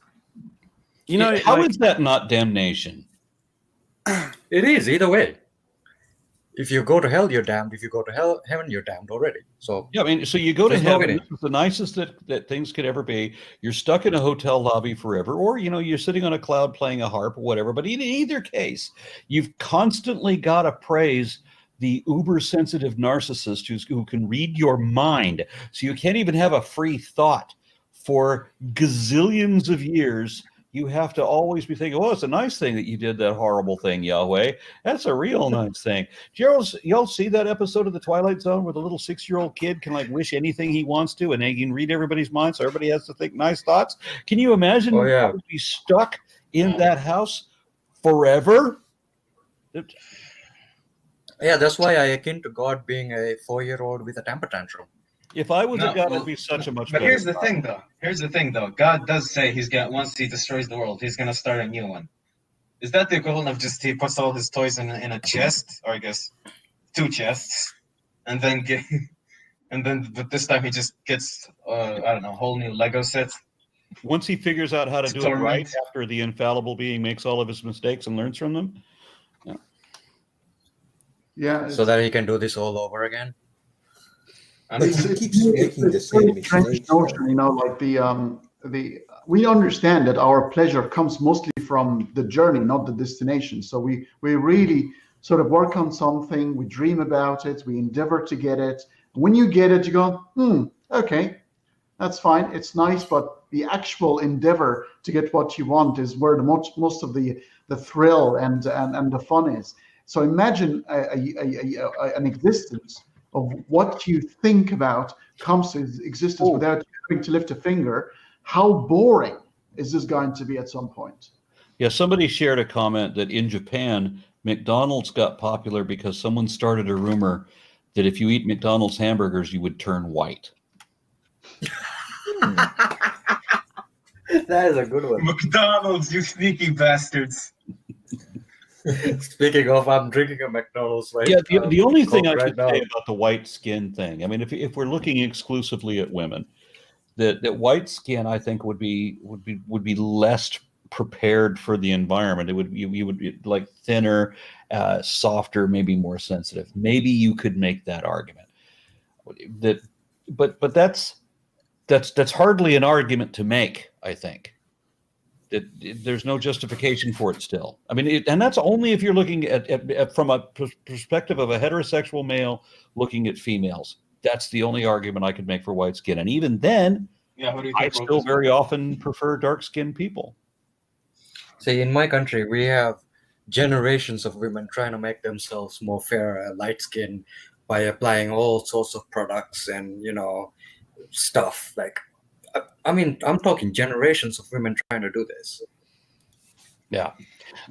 Can we get back to a 9 screen or it looks like we're missing someone. No, I'm He's back. back. I accidentally left because. No, everyone's still Okay. here. Okay, Wait, good. can you hear me? All right. Can you hear me, guys? Yes. Yeah, Alright, we can hear you. Allah smited your internet connection, I know.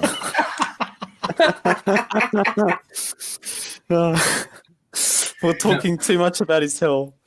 Yeah, or it's not. Yeah, and I'm not even scared at all about the hell.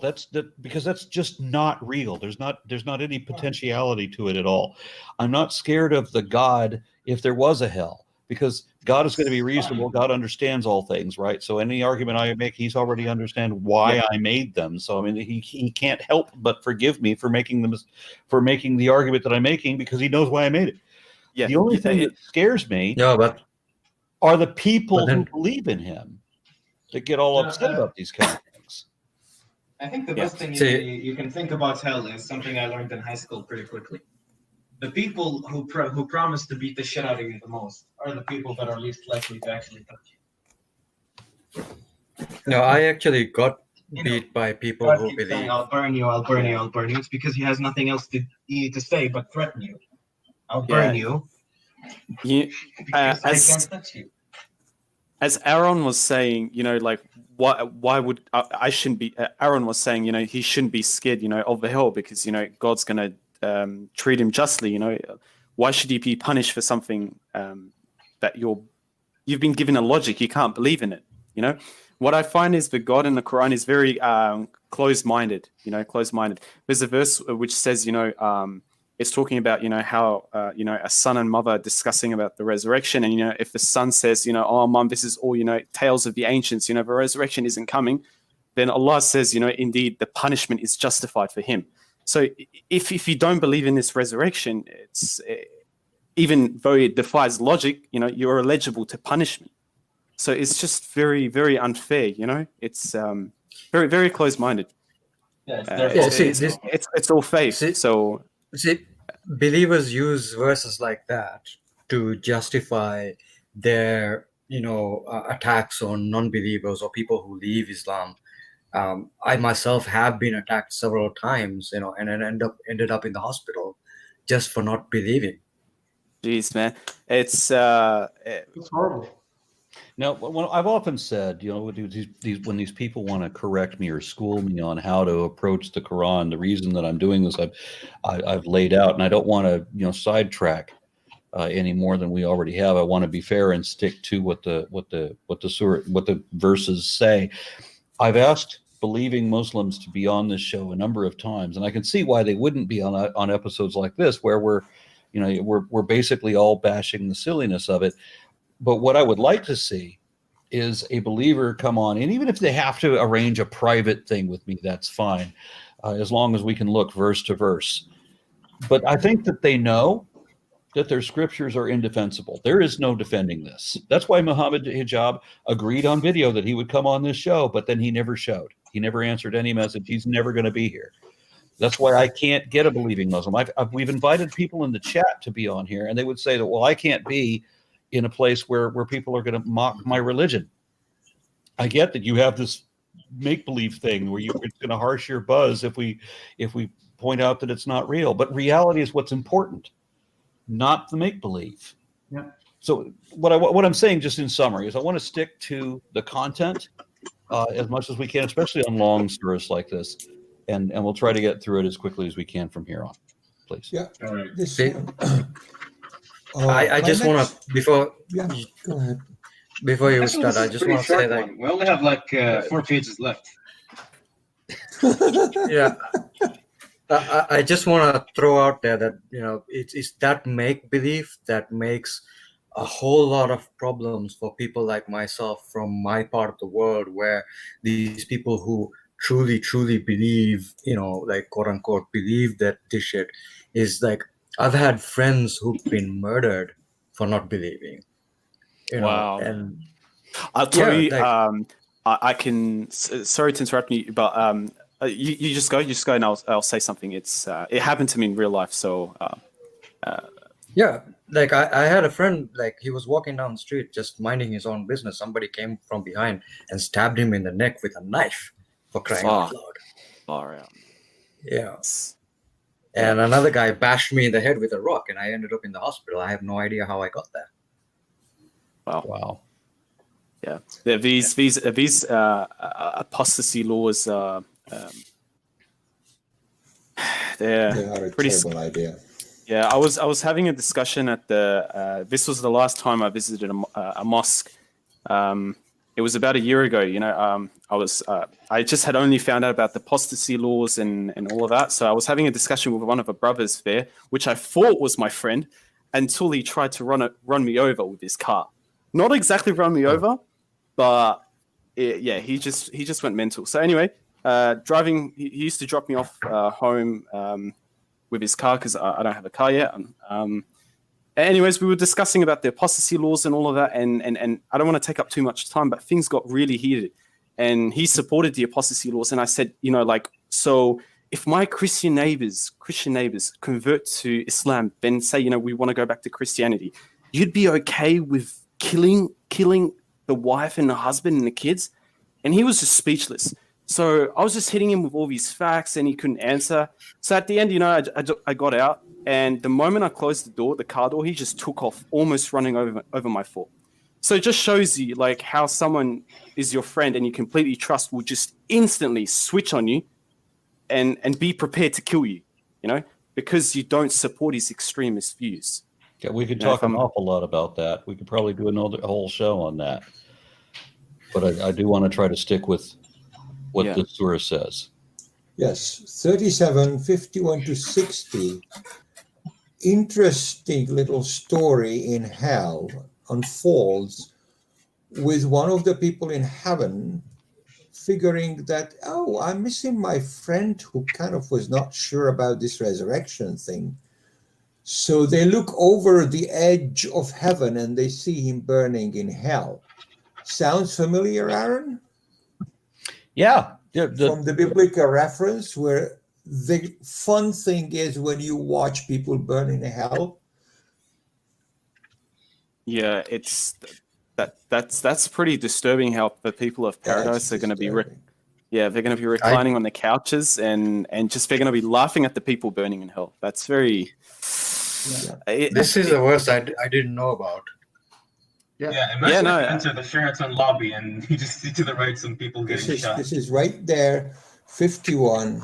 Let me go back. It's like you're in the hotel lobby and you've got a balcony, overlooking like the main room, and the main room is just people being tortured and screaming and crying while you're sitting there eating your hors d'oeuvres from the little sheriff boy who never grows old, who's just a slave that brings you your non-alcoholic beverages and your handful of sex robots. And somehow this is supposed to be something we want. Yeah. It's got its roots as well. Christian literature as well talked about this, and talking about part of the rewards of heaven is being able to lament and hear people screaming on the other side. And the great Christopher Hitchens once made a reference to this, because somebody asked him, say, well, look, I can understand people creating paradise. I can understand that. But why would you create hell if you're going to imagine something? And Christopher Hitchens said then, oh, that's quite easy. It's for other people to go to.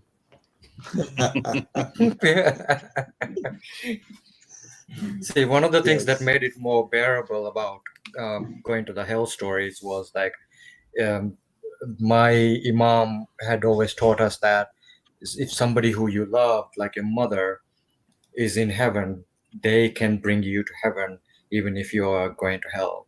And that was one of the things that kept me sort of going through the religion, because my mom had died when I was quite young.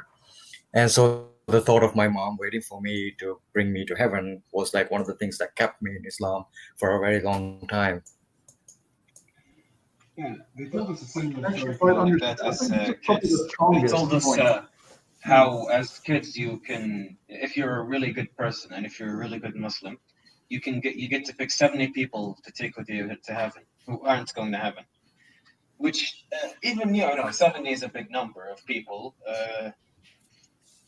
But even then, out of the billions of people that are going to hell, once you exhaust your person, your family, your close family, and then your friends, your best friends, you still have like at least 30 more people that you have to pick. And then you have all those billions of people that you are just dooming to an eternal punishment. And this isn't just every guy. This is just the really good people. So not every Muslim just gets to pick 70 people. So billions still get to just thrown into torment. Yeah. I think so my question is why? Why? It's stupid. It's stupid, that's why. It doesn't make any sense. It's just a threat to keep you online. One of the strongest points. There is a lot of fear here. Was the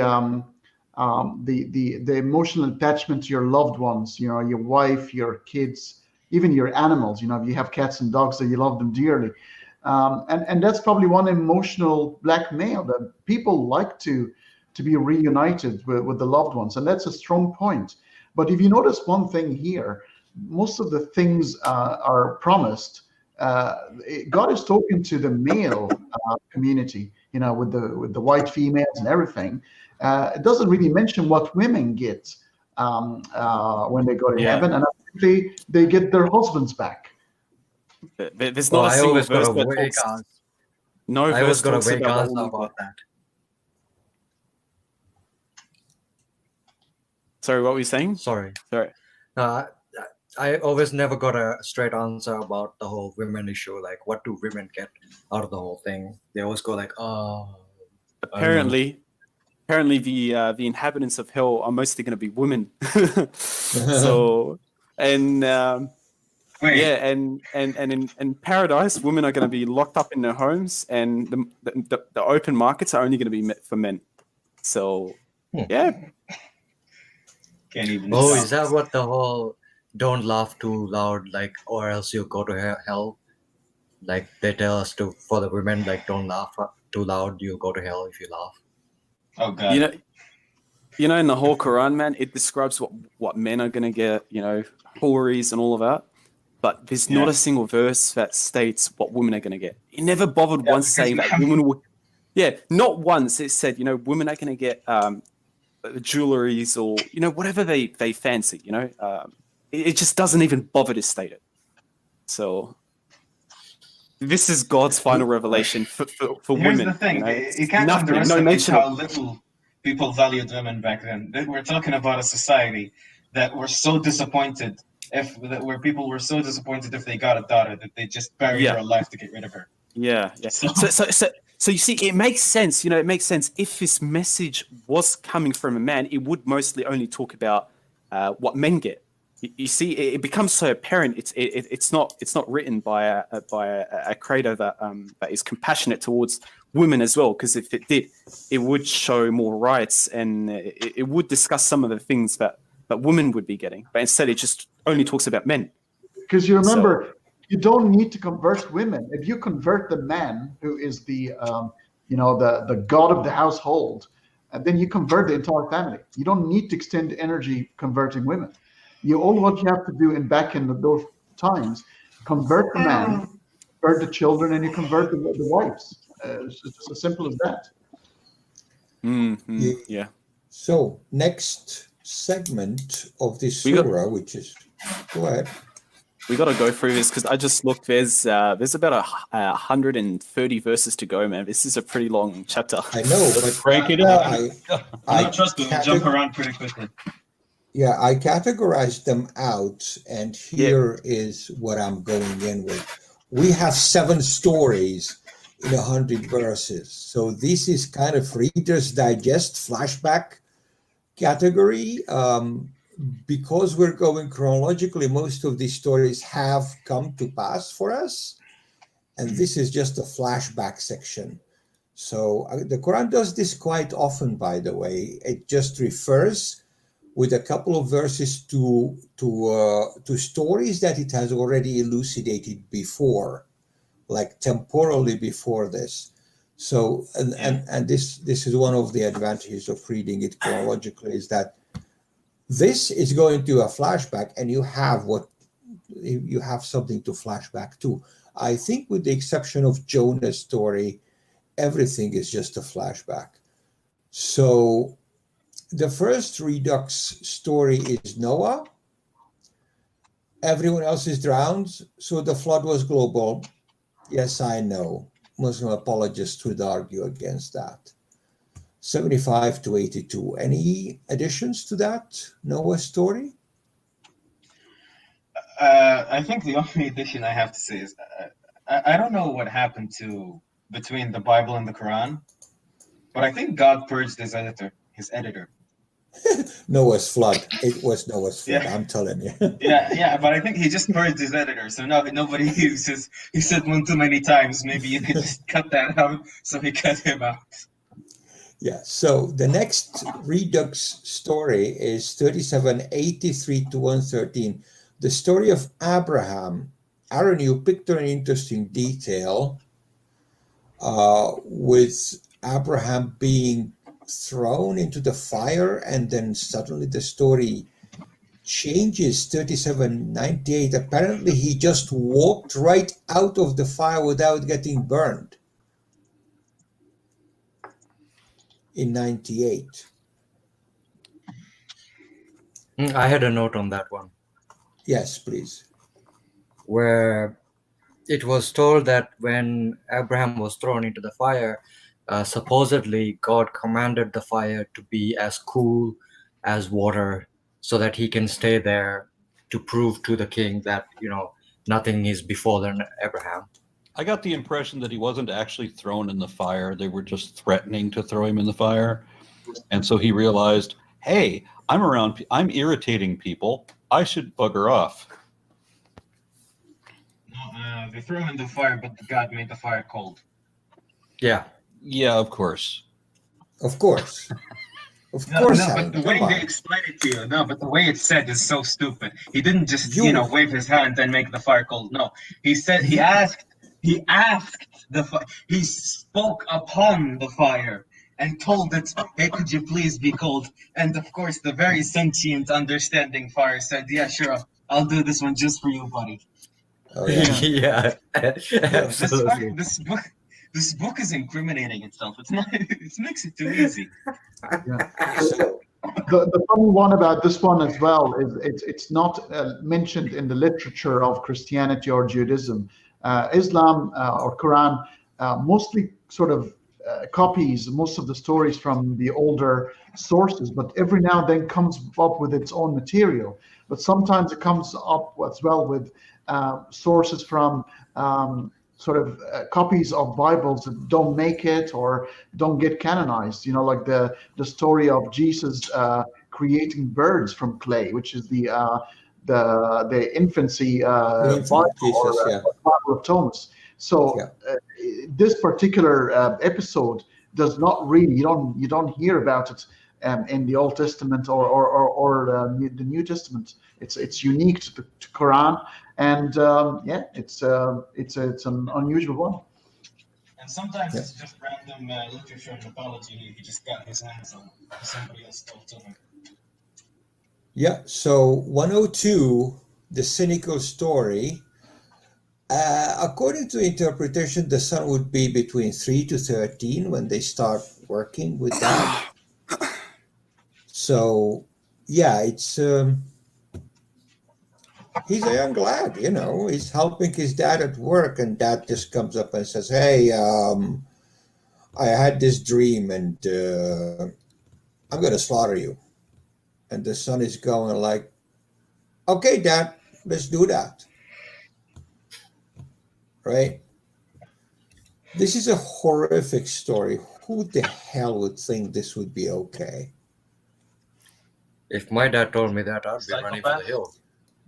Well, yeah. No, well, he didn't. Did he say he was going to kill you? Because the way the story was told was he told him his dream. Like he said, I saw myself killing you in a dream. And then his son told him, well, God is clearly telling you to kill me. So let's go up that mountain and take a couple shots at it. It says here very clearly, فَلَمَّا بَلَغَ مَعَهُ السَّعْيَ قال يا ابني إني أرى في المنام إني أذبحك. I mean, come on. This is clear as day and night, right? He's gonna slaughter him like a sheep. He's gonna cut his neck. He said, I saw myself stabbing you in the dream. What does the son say? What's his reply? Well, the son is gonna أفعل قال يا أبتي أفعل ما تؤمر بي. Oh, Daddy, please do what you are being ordered to. Okay, so the son does agree. Yeah, You see, I will persevere. He was going. Can I just say something? Ordered, I will persevere. Go ahead. You can just see by the character of this God, he's a very dominant God. He just wants everything to be obeyed and to be obeyed through faith. Like he wants the believers to go to the lengths. If he orders you to slaughter your own son, he wants you to do it. He just wants to be obeyed. Do you know what I mean? I just find him like very dominant, if that's the word, if that's the proper word to use. Yeah, absolutely. Very controlling, and he's always got to involve himself in all this sexual relations of Muhammad and just slaughter your son if it appears to you in a dream. Very dominant, And he's already controlling everything that we do as it is. And still bitching about all of this. Yeah, you're attributing all of this to a god, not an Iron Age cult leader, pedophile. Guess what? There's a verse in I think it was like chapter 55 or so where he says, he's talking about how he's burning people, throw him in the hellfire. And right after saying that, the next verse he says, and everything we created with predestination. So everything, you have no choice. Like, he's created you for the fire. You're screwed, so everything's predestined. He himself says it, right after saying that. He needs this chicken McNuggets. From the apologetics point of view, the other side would say, well, you know what, slaughtering of kids and children happen all the time. And this was God's way to abolish sacrifice. He wanted to just put an end to this. But what they are missing out on here, and I can understand why he's trying to teach humanity not to sacrifice children anymore, but it looks like we obviously have in contention two different people here, because it's Ishmael in the Quran. It's not Isaac, because obviously Jesus had to be descendant from Jacob and Abraham through Isaac, and this is where the Israelites are from. But then Muhammad needs to be the descendant of Ishmael via Abraham to justify his prophecy. So we're talking about two different people here going through this ordeal. But God is missing completely is the poor child who had to endure this episode. And what happened to him? It doesn't care about it. He's happy to give an example through the trauma of another human being like Job or Abraham, and he doesn't care. Yeah. Mm. See, the translation I have for this verse is where Abraham is asking, "Oh, my dear son, I have seen in a dream that I must sacrifice you. So tell me what you think." So he is asking Ishmael whether, I should sacrifice you or not.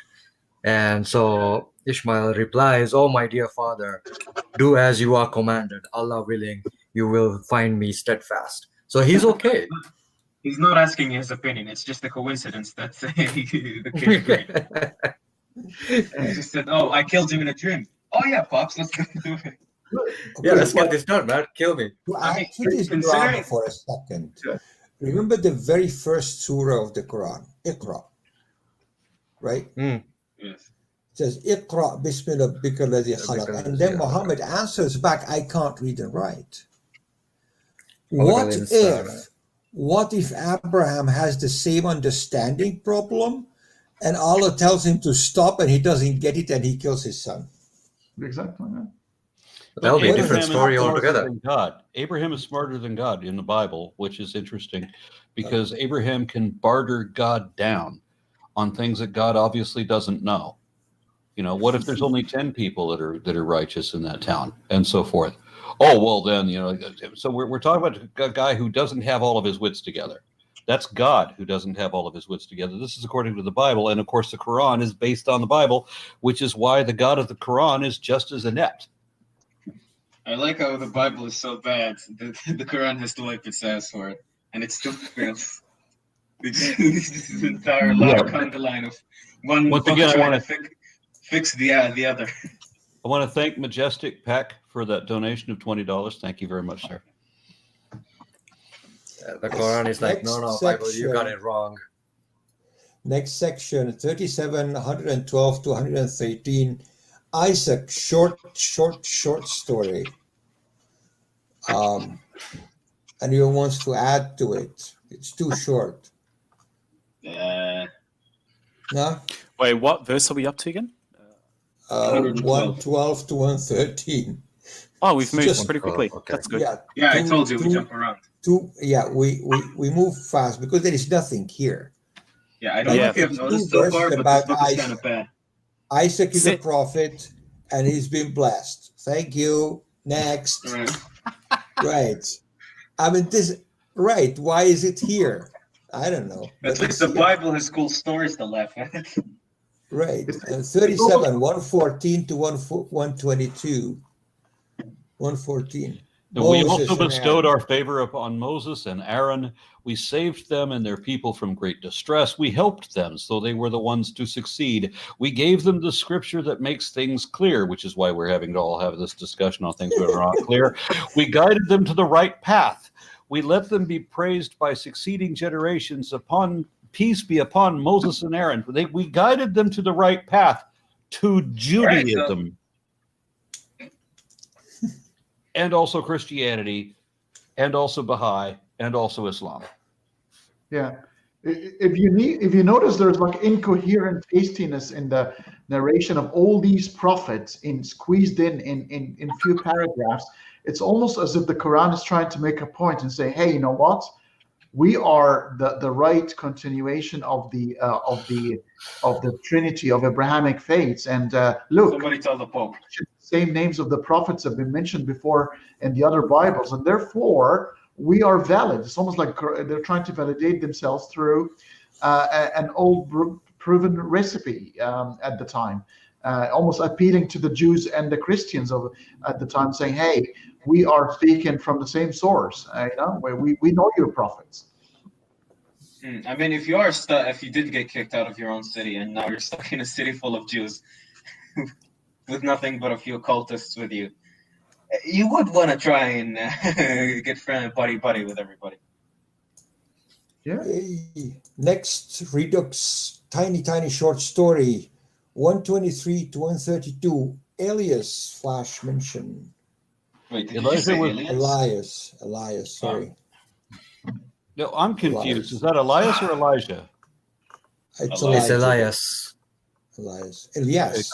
I think Elias should be Elijah in the Bible. I think Yeah. it should be Elijah Bible-wise, yes. Yeah, Elijah. yeah. Don't forget, we're going by the Syriac version of the word. So whoever it is said to his people, "Have you no fear of God?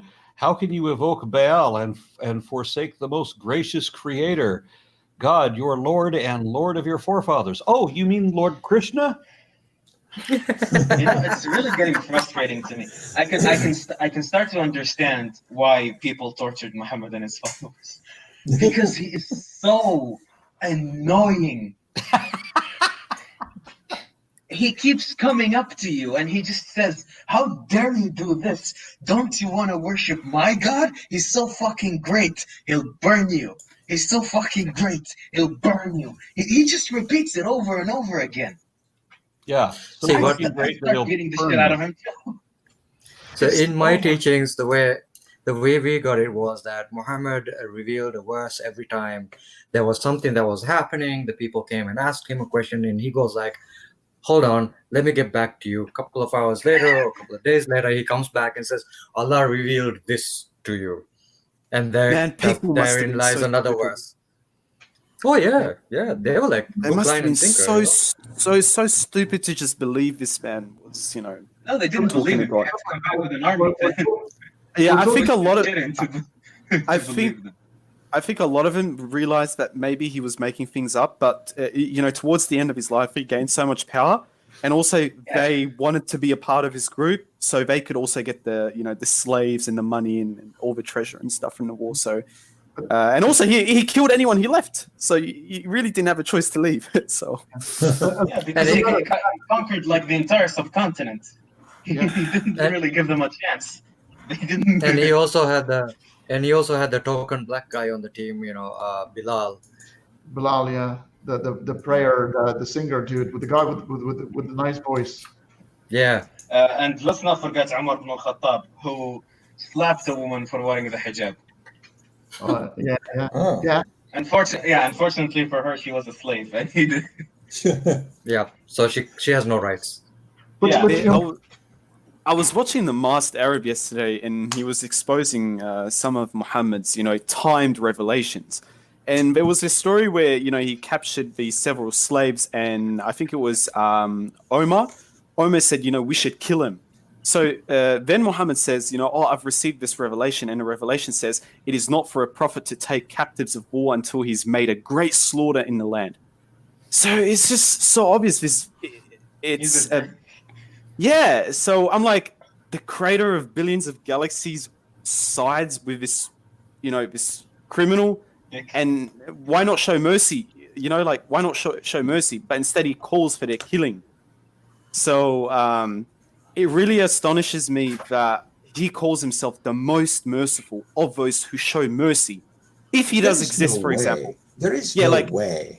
Yeah, let's just say, for example, he does exist. You're calling yourself the most merciful of those who show mercy at every beginning of chapter, and so many times he says he's the most merciful, but you just sent a verse ordering the killing of captives, like so many, and siding with this horrible person.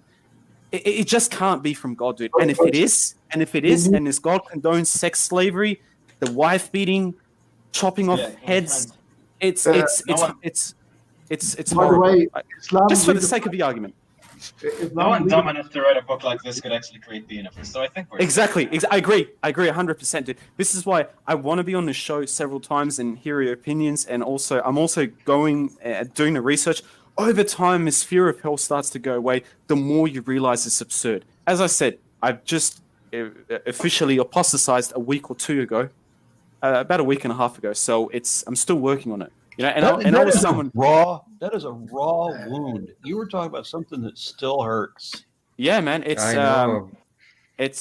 feel you, man. As I said, you know, I'm gonna track the process. Actually, talk to a Muslim again. You'll see how fast you stop believing everything else. No, like you guys are mocking these verses. I'm like, I'm kind of still afraid to mock these verses because there's a verse in the Quran where it says, when he sees the fire, and it is said to him, you used to mock my verses, and my verses came to you. So there's still a bit of that fear, you know, like I just don't want to push it. So believe me, pretty soon you will get to the point where you're like, fucking bring it. I will be your chicken McNugget. I will be your chicken McNugget, and I'll be fucking great at it. No, let me tell you, Adam. You know, you have nothing to worry about because when I was going through the same thing that you were going through, I had relapsed like twice. You know, it's like a drug. You know, you go through withdrawal, you come back. You know, all it takes for me, dude, is to go to one of the Merciful Servant videos about hellfire, where it's talking about hell, where they've got the creepy music and the torture scenes and all that. All it takes for me is to watch that video, and I'll just say "La ilaha illallah Muhammad Rasulullah." So, no, I can tell you from experience, it's better. It gets better with time. Once the genie is out of the lamp, he's never coming back in. The reason I said that I went, shut up, dog. He'd been really good all this time. My wife went through this thing where she was indoctrinated very, very heavily into religion, and when she came out of it, she went through a period of years of fear of hell. And I'm so fortunate that for me, hell was the first thing I gave up. I mean, I was 12 or 13. I think I was probably 13 when I figured out there was no hell. And it was just never a reality for me like it was for you and for her. And so it took her years to get over like nightmares of this potential damnation that was just never a reality to me. So when you go apostate a week ago or within the last year, that strikes me as you just had a serious injury and you're still feeling that pain and you're still timid because of it. And so, condolences or full credit for being on a show like this so soon after that. Yeah. You know, Aaron, the Bible, it's got some interesting stuff in the middle, but unlike the Quran is basically it's a stick and carrot strategy. 80% of the Quran is about you do these nice things, you go to heaven. You do these bad things, you go to hell, and that's repeated throughout the Quran to a huge amount. 80% of the Quran is that way. Unlike the Bible, where there might be the hint here or there, and a lot of stories. The Quran is very, very. It's a stick and carrot strategy. Don't make no mistake. I will say something, but I'll also say something about how the Quran does copy mythical tales. But yeah, one of the things that makes me really scared to it's just because I play a lot of risky hobbies. So like I'm a scuba diver, and I eventually want to get into skydiving. So the possibility of death is right around the corner, especially when you're jumping out of a plane. So this is why I'm so scared. And I think before I actually do jump out of a plane, I think I'll just go use Pascal's wager and pretend like I convert again. Just in case. It's actually pretty safe, actually. Look, it is. If you maintain, if you pack your parachute and all that, but still, man, you're fucking jumping out of a plane. Yeah, but you're driving your car. Unless you want to go, Ashhadu la ilaha illallah every morning when you drive to work. You do skydiving and scuba diving? No, at the moment I'm scuba diving. If you look at my Facebook, you do either or both. God, that's sexy. No. I do no. I scuba dive at the moment, and I just started flying inside the tunnel, which is like a room where you've got these fans, and The large fan and the I've done that once. I've done that one. Pretty cool. Yeah, it's pretty cool. I just signed up, so it simulates skydiving. I want to get trained up, and then I can move up to the doing the real thing. That is fucking scary. Dude, don't do Pascal's wager. That's one of the lamest things you can ever do, because imagine there's a God who's omniscient, and you're like deep down, there isn't really a thing, but just in case. You think he would know that, would he? Wouldn't he? At least, if you want to push your luck, if you want to. I know he knows, but at least you're like, dude, I'm so scared of you, bro. Just have mercy on me, I think Schrodinger's cat is a more you can just go rock climbing and walking on hot coals too, just to get all 4 elements. No, like I really want to go skydiving soon, but I'm scared of this eternal. I'm a deist agnostic at this point. I don't want to describe my agnosticism and deism, my reasons for choosing that, but I do fear this eternal sleep a bit. But what's really scary is if I die skydiving, and upon dying, I realize that shit, I'm wrong. This God does exist, and I'm like, fuck, send me back. It's scary. It's psychological.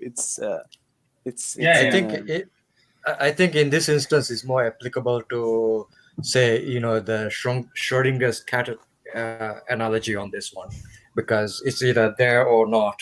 So that works way better than Pascal's wager in this instance. Yeah. No, actually, in Schrodinger's cat, it's actually both. The cat is both alive and dead at the same time. Exactly. So either God is there or not. So 133 to 138. Bogey, I sympathize, because while we were originally intending to just go through whether I got whether I interpreted the Quran correctly on this has become a therapy session.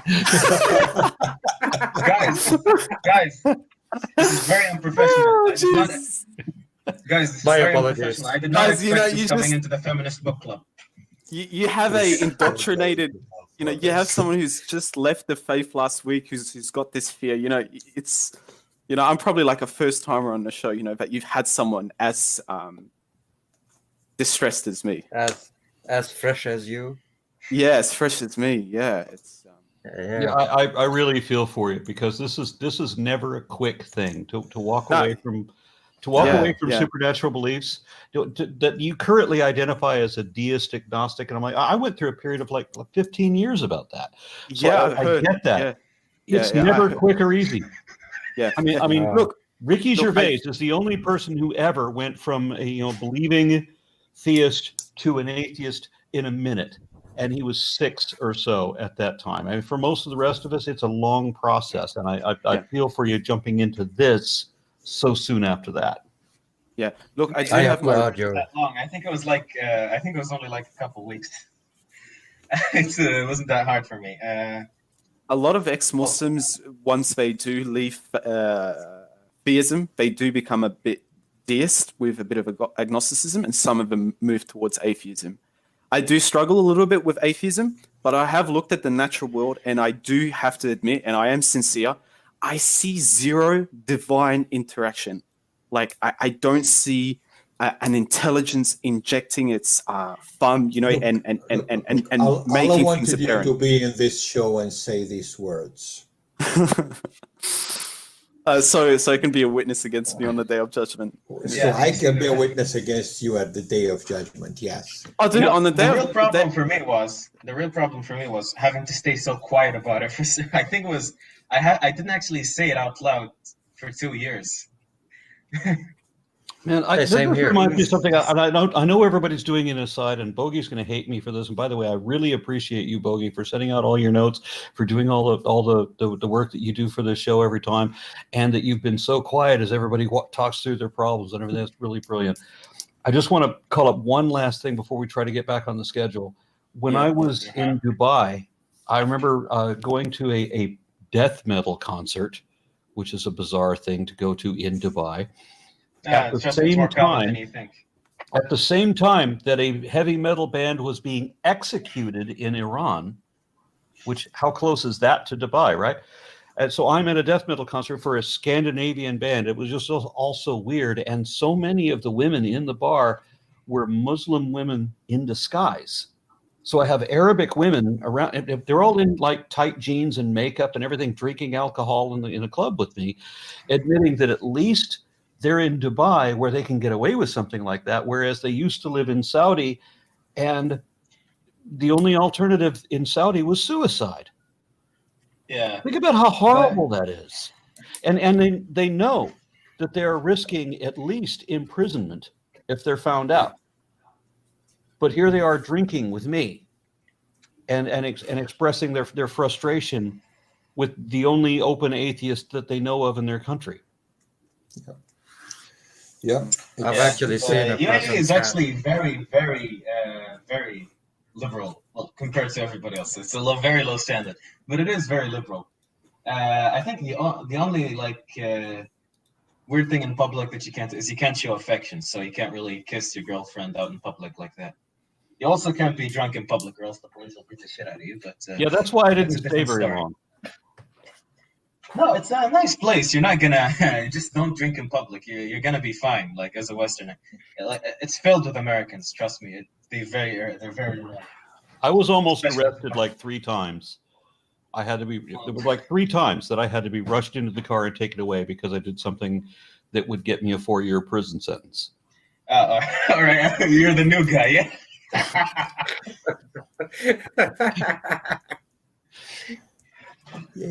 Actually, while I was in Saudi Arabia, next time you come by, stick with me. I'll show you the underground drag clubs. Sounds brilliant. All right. I mean, it's just in time. Lot's people and his wife. Would you look which at was that? Flashback, short story.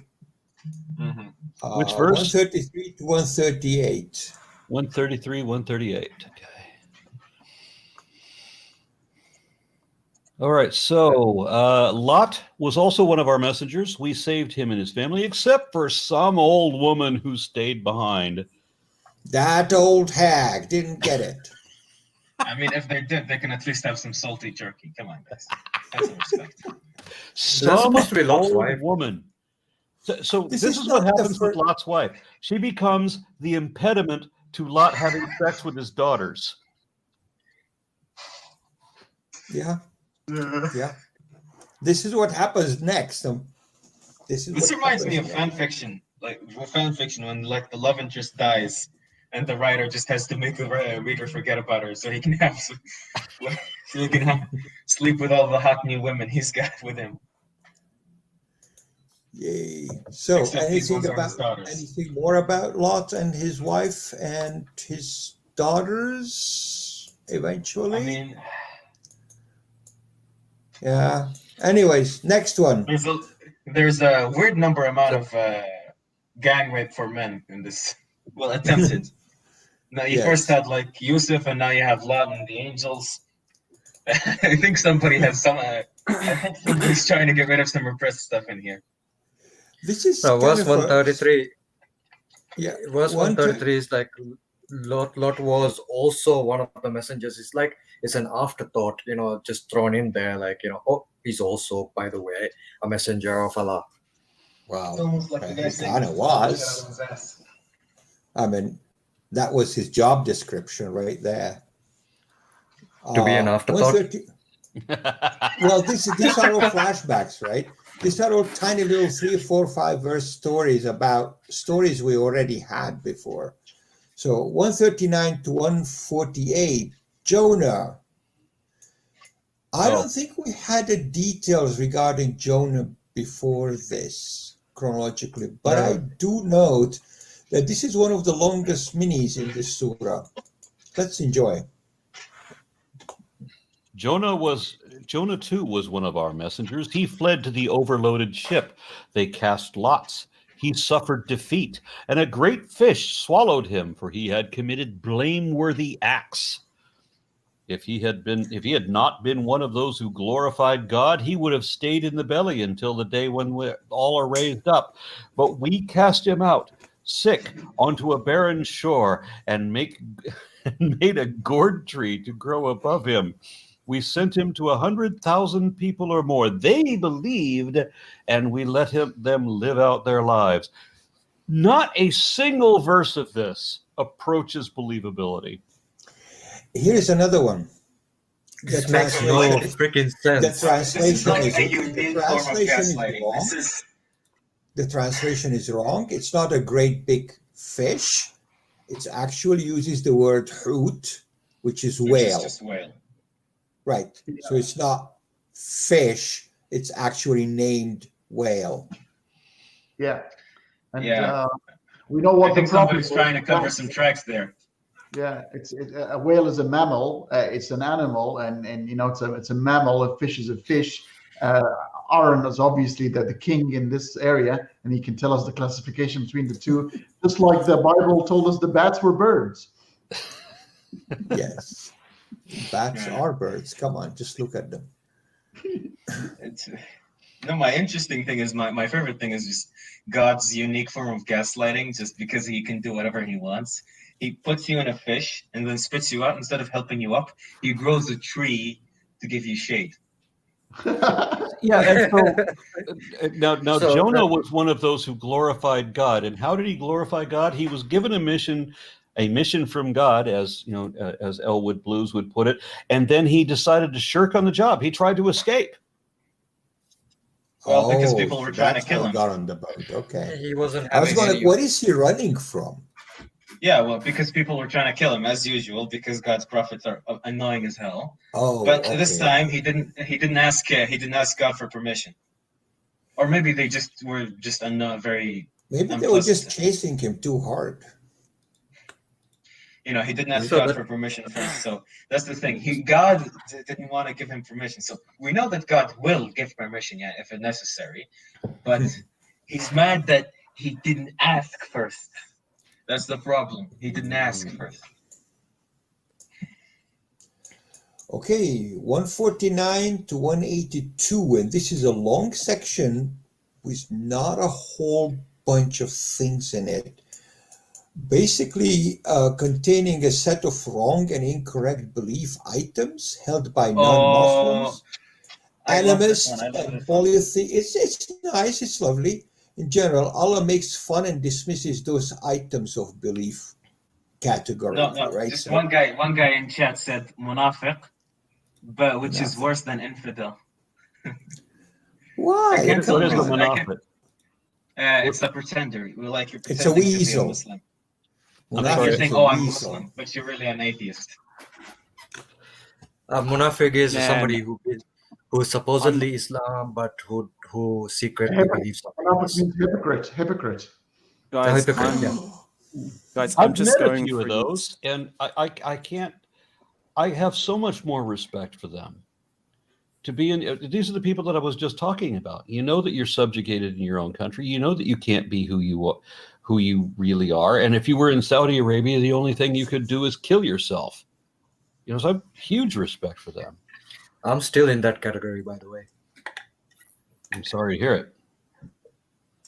Yeah. Well, it's nice to know that there are places worse than the United States under the current administration. Just do what I do. Skip down to Europe. Works every time. Under limited values of nice. So I'm just going to enjoy the torture of others. I'm just going to mention the two abrogations here because they're kind of funny.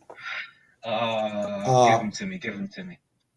It's very funny. 174 and 175 abrogated by 9:5 because nice things happen to non-believers. And 178 and 179 abrogated by 9:5 again because nice things happen to non-believers. Now, to do the note, 174 is exactly the same as 178, and 175 is exactly the same as 179. Go read them. It's word for word, the same verses, repeated. Interesting. Yes, it's word for word, repetition again and again, and then he There's also- I think this is probably another copying error that is just baked into the script that nobody can fix. This is a bad doing copy so would paste, and now it can't be fixed. Yeah. Yeah, it can't be fixed because because doing so would invalidate the entire religion. Right. Or, I mean, it could, but people would just delude themselves into believing it. Right. I mean, it just says, wait, let them be, and then 9:5 says, no, go kill them, wherever, or find them. So Yeah. it's the usual fare. But the unusual things about these 4 abrogations is that 2 and 2 of them are exactly the same verses showing up twice in this surah. Yeah. Do you know, Bogey, a sign of a very bad poet is not caring about the contents and only have to do with the rhyme. And the Quran is always guilty of that. You know, sometimes it gets stuck and it has to rhyme. That the ending of the verse has to sound But nice. these are not rhyming. These are Yeah, not but it doesn't even even rhyming. rhyme half the time. Yeah. Right. These are not even rhyming. This is just bloody repetition. Yeah. For no good reason at all, because he could have just made it in one sentence Yeah, but and the thing about abrogated Muhammad, 2 verses instead of 4. Yeah. And not only that, not only all verses half the time don't rhyme, but all verses usually end up with "Glory be to God." yeah, you know, for somebody who grew up in such a poetic society that favored the witty literature and stuff like that so much, you'd think he'd have heard about the iambic pentameter at some point. Yeah, so to a non-Arabic speaker, who grows up as a Muslim, Right. like "Praise be to God" being the ending of each verse would be, it sounds like it rhymes, Yeah, I mean, they only do sometimes. Like here, you have an in, then an un, then an im, and then an in again, and then another. It's just random bullshit. It's not. He doesn't actually care. And that's why you end up with the incoherence of the Quran. I mean, look at the amount of prophets were mentioned within a couple of paragraphs, and none of them, like you're getting bits and pieces. And if you're reading this for the first time, like I feel for Aron, like he's trying to make sense of this, and he's reading this and say, this is nonsense. I can't, what is that? It's just incredible that this is the God's lost word to humanity. Yeah. Yeah, true. It's That's very the problem. discombobulated. That's the I was problem. certainly You're taking people's conversations, just some guy talking, on the spot, and then and then these guys take it, and then they copy it. They take what they want, and then other people edit and change it to favor what they want, and now we ended up with this hunk of garbage. I just want to say that, like, when you read it, when you read the verses of a Quran, especially in English, when it's not recited in a beautiful voice, I'd say it just sounds really stupid. But when you listen to someone reciting it in a very emotional, beautiful voice, it just makes it much more real, and you start believing in it. That's why so many people get indoctrinated and become really faithful, because it does feel very spiritual, when someone's reciting it in a nice voice. I think I heard one of you say one person was, I watched one of your live streams. It was funny. One of you said, like, one guy was crying. He couldn't understand Arabic, but anyway, he was crying because one guy was reciting it in such a beautiful way, and it was actually talking about women's menstruation or something.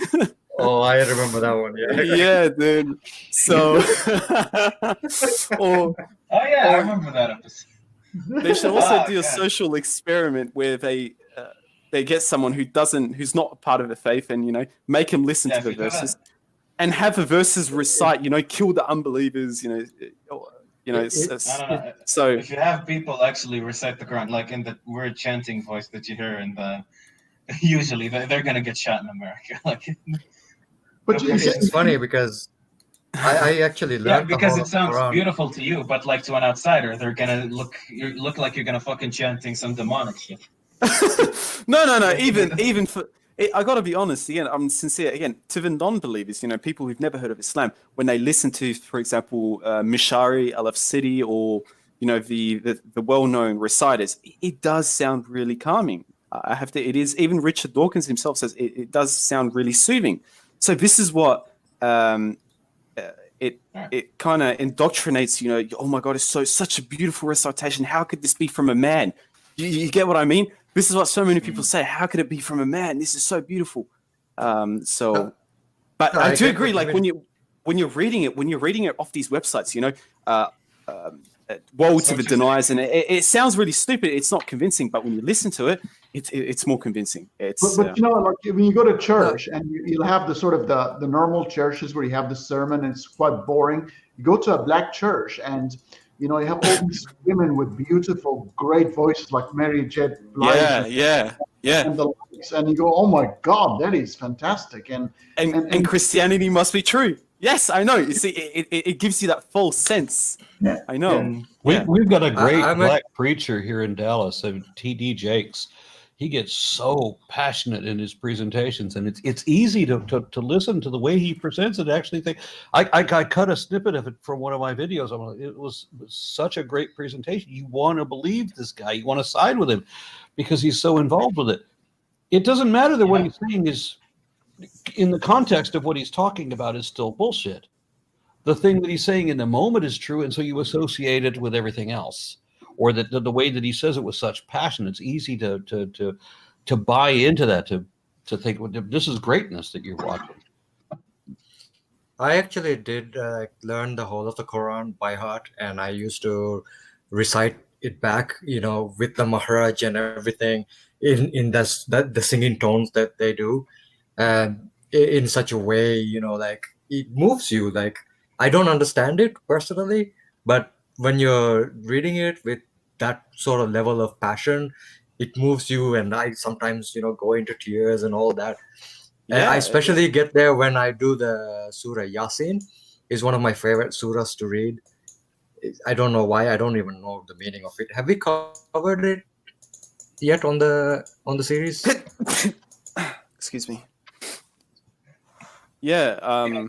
Can I just say, Aron, to your preacher friend, I think he should read out Ezekiel 23:20 at his next occasion, just to see how well his voice works out. Oh, he doesn't read scriptures. He talks about like regular human experiences that everybody understands. Because now I get, and I've read the Bible, and I prefer it greatly over the Quran, because the Bible is just so much better read than the Old Quran Testament is.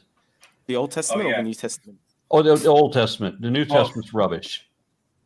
I've gone, like, when I became interested in Christianity, like I didn't agree with the whole Jesus and Trinity, but I was like, I quickly went through the Old Testament and I found the same stuff: slavery, kill your parents, Deuteronomy, kill the. Fun, though. But it's still a more fun read. Like you've got angels talking donkeys, snakes, rotten meat storms. Yeah, I would agree. Yeah, it's more wild. Ezekiel 23:20. You have Ezekiel 23:20, which I think everybody should look up at the end of the stream. And then you have the morality in Numbers 31. Like, morality? I'll give it to this. He has way more imagination. Slice a baby in half. He's trying salami tactics. One of the most absurd things about these religions, Christianity and Islam, is they have the 10 Commandments.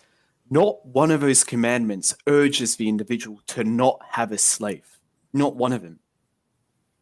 And we're expected to believe this is divine law. Like you could have said, "Oh, mankind, it is better for you not to own a person.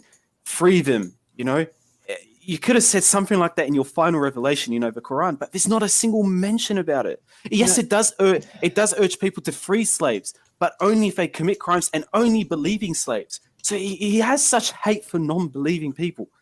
And no, the Bible is very clear that a cotton polyester blend will get you to hell. No. Guys, What? I don't think you're seeing the point here. If I don't have slaves, what am I going to do when all my You're not free allowed wives to are mix in their fabrics.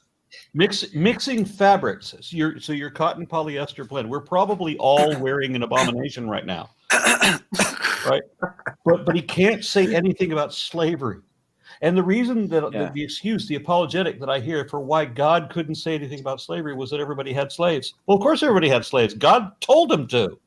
But Muslims use this argument where they say, oh, no, they couldn't have abolished it straight away because it was the norm. But, when Islam came, they abolished the burying of little... they abolished many things. Even alcohol. Alcohol was slow, but they abolished it pretty quickly. Beer. So why... Exactly. They so why could... beer? Yeah, so why couldn't he... It's not just it's not just letting slaves be. There are a whole set of rules for how slaves should be treated, what they're allowed to show off. Like they have their own unique set of rules. Like for example, slave women are allowed to show off much more than free women, because basically, like for free women, you can't see anything below the neck and above the knees. Wait. There's something you said as a contradiction. Slave women are allowed to show off more than free women. Yeah, yes, for example, but they're not allowed to show that off, are they? No. What he meant was you are allowed to show off your slave women more than the free, women. Actually, guys, in the slave markets in the old days, the slaves were allowed to be topless, like literally topless. Yeah, I've seen like it in the markets, like in general, you could be walking out in public and your chest could be out, no problem. But you're saying they're allowed to be in a state where they have no choice. Yes. Well, no, I guess it really depends on their owner, but like so for they're example, not allowed to do anything. No, the choice is whether you're talking religion. The choice is religion. The religion-wise, the choice is whether you can either cover your top or your bottom. So I'd rather cover my bottom, kind of choice. No, it's a different sort. Like for example, for a free woman, the rules of the religion, it says you can't show off like anything below the neck and like slight above the knees. You can't show that, especially in public, not allowed. But if you do that, you're doing a haram. But like your husband's not gonna let you. That's the thing. Yeah, my thought is if you're in your late teens or 20s, you could be allowed to show off a bit more, based on your own judgment there. But when you reach my age, you should be heartily discouraged. Yeah. But as for slave women, they are allowed, like religion-wise. It's not forbidden for them to show off their their chests, even like below the stomach, like. I think your chest, your stomach, it's all fine. You can show it off as a slave woman. Wait. But this reminds me of my country's history. Actually, as late as the 1960s, I believe, young women at the age of till they were 15, they were okay to be topless. After the 60s, revolution or whatever. Then they started wearing tops. I mean, my grandmother, when she was younger, she told me these stories, like they didn't wear any tops. And it just baffles me. Yeah, I'm a big advocate of considered property. I'm a big advocate of the free the nipple thing, and and not just because I'm a heterosexual male, but because I think it's ridiculous that my stepdad had great boobs if he was a female, but it's legal for him to be topless, even though he had these enormous tits. But it's not legal for it's difficult to tell the difference. Well, by an all right, it should be in a bra. A human conflict. There are in the Amazon and places in Africa where women are topless all the time, and that's quite ordinary. It's nothing sexual. So it is what we create, I can imagine a world where this becomes normal again, and then it becomes disassociated from the sexual hinting of a sexual affiliation at that point. But I can understand that. right. Just to Cycling. respond. Yep. I just want to quickly cycle back to what you said about Islam, the slavery. The very definition of Islam is a slave. You are a slave to God. That's what Islam is. So what you're saying is all women are allowed to be topless?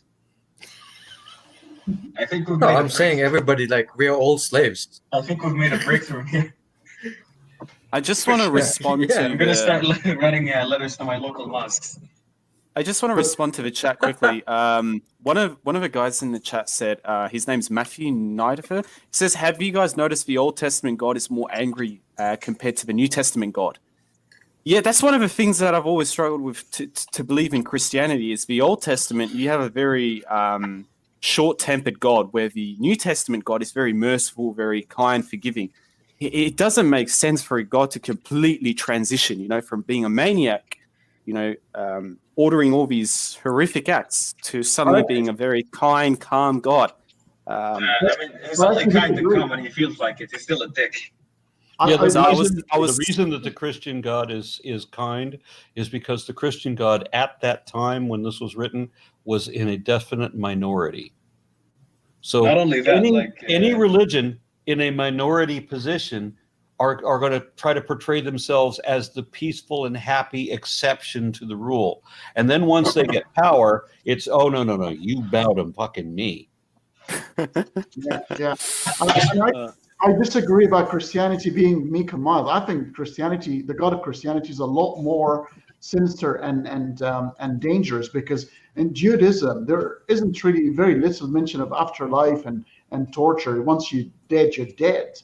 But with Christianity, meek and mild, Jesus comes eternal death, eternal torture, and the guilt trip of the original sin, that you are born sick and you commanded to become well. I think the Christian God is a lot more sinister than the Jewish one. The Jewish one is blunt in your face, but kind of clumsy. The Jesus one is a little bit more passive aggressive, and that's the one that you sort of feel guilty every step of the way dealing with. Islam is, for me, far worse, because you have all these different layers of insanity that you have to go through, because when you die, that's not it yet, because you're waiting for the day of resurrection, and while you're waiting for that, you're being tortured. And then when you're resurrected, you're being tortured with the nudity of everybody else. You're feeling vulnerable and all that. And then you get weighed. And then now you have to cross this tiny, bridge, which is the size of a human hair. And then you have to enter hell. That's scary. That was. It's funny. It's funny. The bridge. Scary, no. A bridge the size of a human hair. No. The bridge where they. No. When they would say about the claws, how if you've got more bad deeds, you'd slip off it, and the claws would pull you and cut you up. I remember being when I was Muslim back then, that would worry me quite a bit. It's like, do more good deeds. Yes. But the worse you are, the slower you go through it. Like if you're but you'd eventually fall. You teleport. If you're medium, you walk across. No, but the funny thing to me is if you're still worthy, but you're really bad, you have to crawl across it. Now, explain to me how the fuck I'm supposed to claw across the bridge the width of a human hair. Exactly my point. What's the logistics of that? How do I go on all fours? Do I just do it like is it just like in video games? No, you do it like a zip line. A zip line. But it's a bridge. Adam, you should practice your balance. No, but it's you like don't need to take a balance. You just hang your whatever on the zip line and right across. Yeah, but it says you have to crawl across it. I don't think you have a choice in the matter. Well, no, you don't. And the thing is, you have zip lines. And the thing is, even if you're good, if you fall off it, you go to hell anyways. So it doesn't matter. Yeah, no takesies, backsies. No backsies, So that was the response to Matthew Niedfer. Sorry if I'm pronouncing your surname wrong. In regards to the Old Testament God versus the New Testament. So yeah, shall we continue? I think we're done. We got a super chat from Mike34 Dog. He says, "Hey Aron Ra, I love everything you do. I'm an atheist with mental illness, and I'm wondering if the religious people who told me hell is a state of being were messing with me." Oh shit, that is fucked up. I think that the people who are saying this to you were trying to reinforce their own delusion, because it's easier to make believe when you share that belief with other people. And they're very afraid to let go of it, because some people look at the Earth as being this tiny little ball careening through a cosmos where literally nobody is steering. And they think that even though they're among 8 billion people, they somehow still feel alone. And so they have to come up with the idea, the pretend idea that somebody's in charge of everything, even when they know that it's not. Aron, like when it's okay to speak, just wanted to ask something. Please. Yeah. You know, like since I've left religion and I'm a deist, you mentioned something about the Earth's orbit. As a deist agnostic, I truly struggle to grasp how this Earth and this balanced system in the universe, how it could just operate all by chance. You know, I'm still just trying to grasp it, because you know, like if we move a little bit closer, a bit further away from the sun, all of it is held in, you know, by the gravitational pull. And the sun that continues to rise every day, like the Earth obviously spins around the sun's orbit. Such order, I struggle to grasp naturalism fully. I'm sincere. I'm still trying to understand all of this. You know, how this functions continually every day, every year. Every year makes an orbit. It gets people like Dawkins. I was listening to Dawkins where he says, Dawkins himself, Richard Dawkins, he does take a deistic force pretty seriously. He says, you know, you could persuade me to believe there is this force behind quantum physics, behind the laws of physics. He set all of this in motion. Who knows? Like, we can't confirm it, but it's just, this is why I'm agnostic. You know, I struggle to grasp that all of this is just happening, just blind chances. Yeah, well, there's two things to look at there. One is that the way that the planet is careening, the way that every planet and every satellite is orbiting around everything else. If you investigate it, you realize that this is the way that it has to be, that everything is going to either achieve a balance for as long as it can, or it's going to collapse. And yeah, that's just the way that things are. The other aspect of it is that it is not possible for someone to decide this and bring it about. There's no possibility for an intelligence to guide any of this. And even then, if there was an intelligence guiding any of this, it wouldn't be the way that it is. If there was an intelligence behind everything, it wouldn't look like utter chaos the way it is. I agree 100% right there. Like, I was looking at the creation of the moon, how our moon was formed, where I think it was like an asteroid that hit the Earth and broke a part of the Earth, and that turned into the moon. A planetoid. A planet, yeah. There's a couple theories about that. Yeah. So right there, you're just looking at the formation of the Earth and the formation of the moon. It is chaos. I do agree. If there is an intelligence, chaos. Yeah, I agree. 100%. Right there. We are here where we are. It's just, well, it hit us hard enough. I agree. So that it shaved half of the crust of the Earth off, and the moon formed from that material. That's why it's, you know, the density of the moon is a lot lighter than the density of the Earth, because the light material that was already coalescing on the surface of the Earth got shaved off. The heavier material remained on Earth, and the lighter material got ejected into orbit and now is formed the moon. Yeah. This is such a chaotic, and the Goldilocks zones aren't that Goldilocks. The range in which, as people might want you to think they are. Right, there is quite a range of where the Earth can be and still be perfectly viable the way it is. Yeah, it is between 70% and 30%. We're not even in the middle of it. right? Look, We're just the good old William Lane Craig, with the Kalam cosmological argument and the fine tuning. That's all backwards, built backwards. We can only exist in a universe that permits us to exist. Nothing has been created for us. We exist in a universe that permits us to exist within, and that's how it works. It's not. It's the argument. You guys are depressing me. You guys are depressing me. Like, just imagine we're alone. We're all alone in this planet in the middle of nowhere. There's nothing. Like, fuck, that's depressing, man. Oh, man. Going 1,000 miles an hour, spinning in a circle, drifting with no one at the wheel.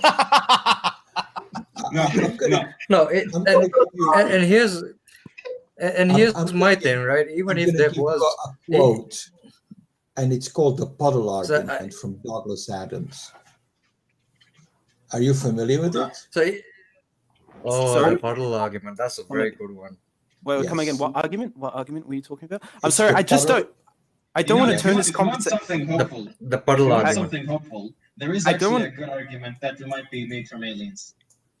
I don't want to turn this turn this live stream from like talk. We're pretty much done with the chapter, but since it's my first time, I'm still trying to understand agnosticism and atheism because, like I said, there are good points that do support these beliefs, but there are also points that do support that there could be some mind controlling all of this. So this is why I'm 50-50. I don't know. I'm sincere. This is why I'm trying to.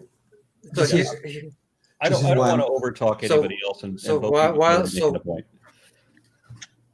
Yep, you were saying Boharas? While Bogi looks for that. So I already found it.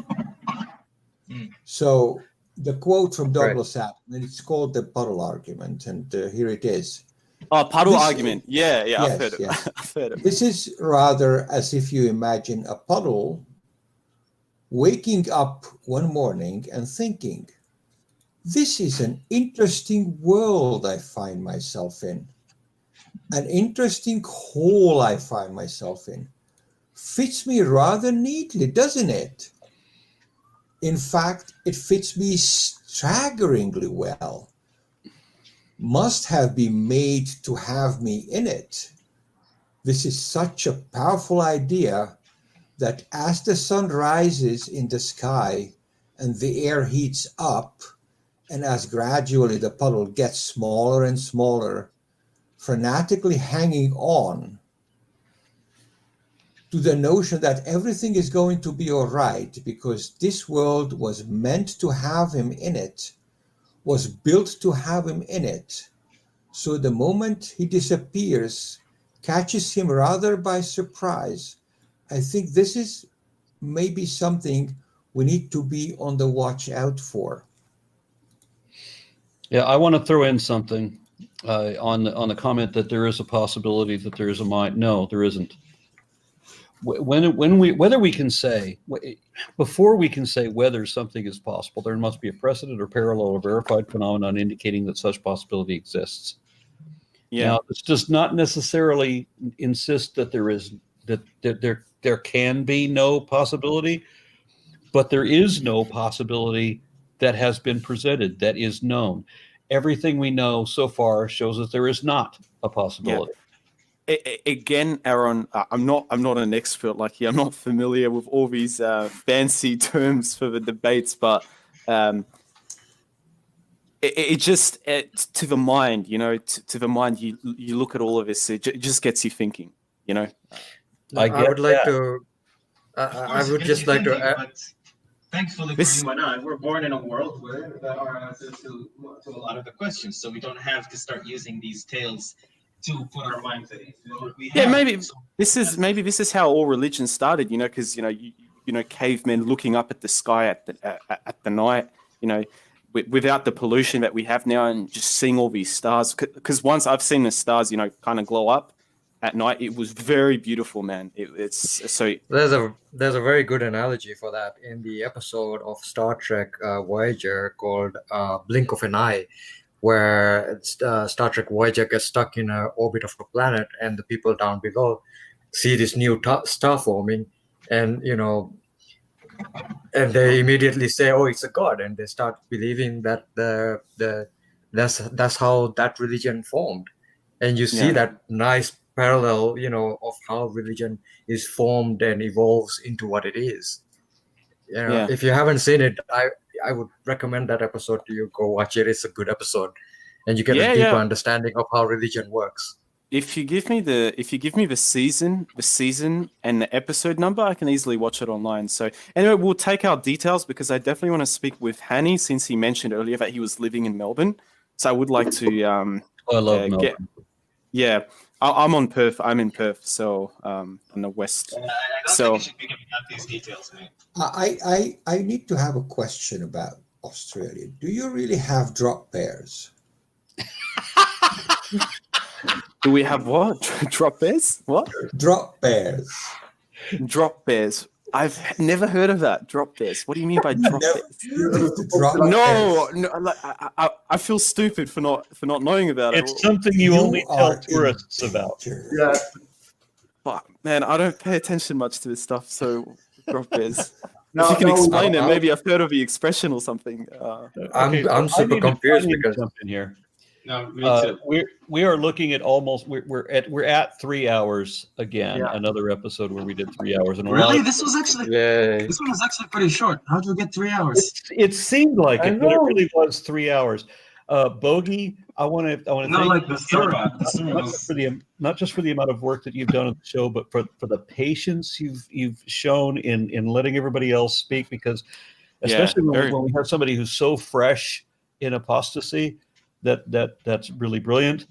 Since I got the notice that Muhammad Hijab, who would not show up on this show, despite his promise to do so, has made a video supposedly about me, talking to me, where he's schooling me, but he's not even addressing me because some third party had to tell me that video existed. I'm going to make a couple offers here. First of all, I will have another one of these episodes available on the 8th. Everybody is good with the 8th, I hope. I'm good. Aaron, I just want to ask. I haven't pissed you guys about because I rambled so much today. Like I'm like, yeah. All right. we're Sorry. good. It's, Yeah. No, man. All right. I would like things to be a bit more efficient in subsequent episodes, but I fully understand. I get that. So, are we all good with November 8th?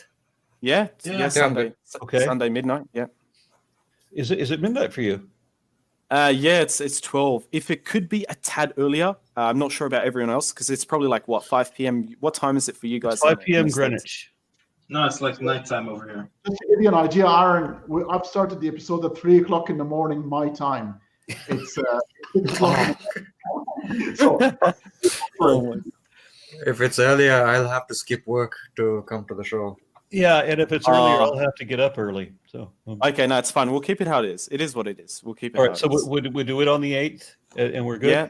I want to make a good. separate. I want to make a separate invitation for all those Muslims who may want to criticize me in other venues. If Aaron, email me. I have something to say. If you are gonna target people in the Arab world, you might want to try it in the a weekend, because Sunday it's a weekday here. Completely agree. I agree. Yeah, that is true. What I would say. What I was going to Yeah, say. because it's Saturday and Friday, so that's the weekend here. So if you want to target them, you might want to move it. Maybe that'll get better on some people's schedules. If you. Sorry. Yeah, So you're talking about the group that's here now would rather move it to a different time?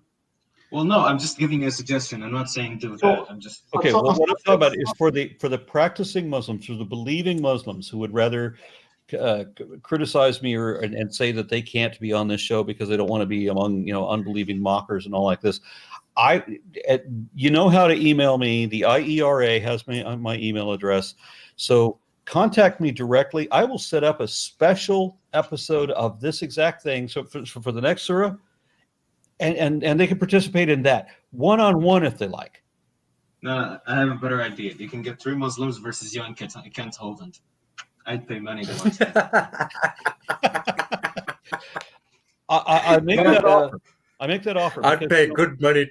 I'd pay good money to watch that. I just want to make that offer because I don't think I'm ever going to get a Muslim to accept it, because I think they know. They've read the book. They know how indefensible it is. You'd be surprised.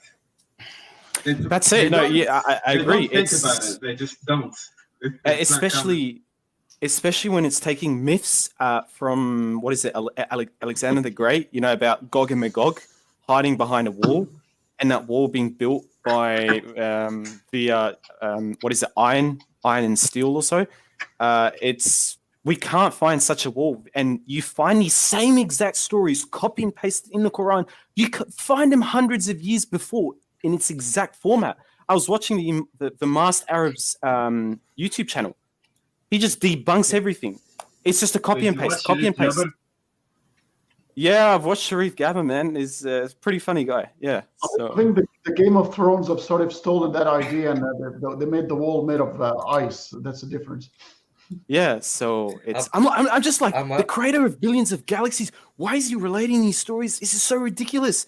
It has no. If you're gonna send a book moral guidance, how can I word it? Like it says, the true believers are those who believe in the unseen. So he's promoting gullibility, and if you don't believe in this stupid, exactly, and if you don't believe in his stories, like if you wanted to make a strong wall, why iron? Why not titanium? Yeah, or bricks, or steel. Steel pillars reinforced with bricks. Like every single engineer just figured out since the invention of steel. It's not just and that. Here's the fucked up thing about the whole wall with the Gog and Magog, right? They lick the wall from sun up to sundown, and then the wall gets thinner and thinner and thinner, and then when the prayer calls, and then it builds back. And until they say Inshallah, then it finally breaks. And they've been surviving behind it for thousands of years, 1,500 years since Muhammad. So I'm just like, how is that possible? How do you have the resources? And it's supposed there's billions. Let's just say tens and tens of hundreds of thousands. Let's say not billions. That's still a lot of people hiding behind a wall. How can you not find them using Google Maps? Actually, I want to throw out that the reason that I'm making the invitation for the believing Muslim is because I want them to explain to me what I got wrong or what I got right in my interpretation, and what their interpretation is and how it differs from mine. And so I want them to feel like they're in a situation where they're now going to school me, right? But face to face. It seems that they can only school me when I'm not present. I'm gonna tell you right now, Aaron, you're not gonna win. In this situation, you're never gonna win, because if you get a normal believing Muslim, others are gonna say, "Oh, well, this guy's just a moron. He doesn't know anything." And then if you get like an imam or something, well, they're gonna say, "Well, I don't agree with this imam." And if you get like a really knowledgeable person who read all the tafsirs and shit, they're gonna say, "Well, he's a Shi'i or he's a Sunni or he's just." His explanations make no sense. He's not one particular guy I decided to believe in because I can't think for myself. And if you get a person, like straw manning doesn't work in person, Aaron.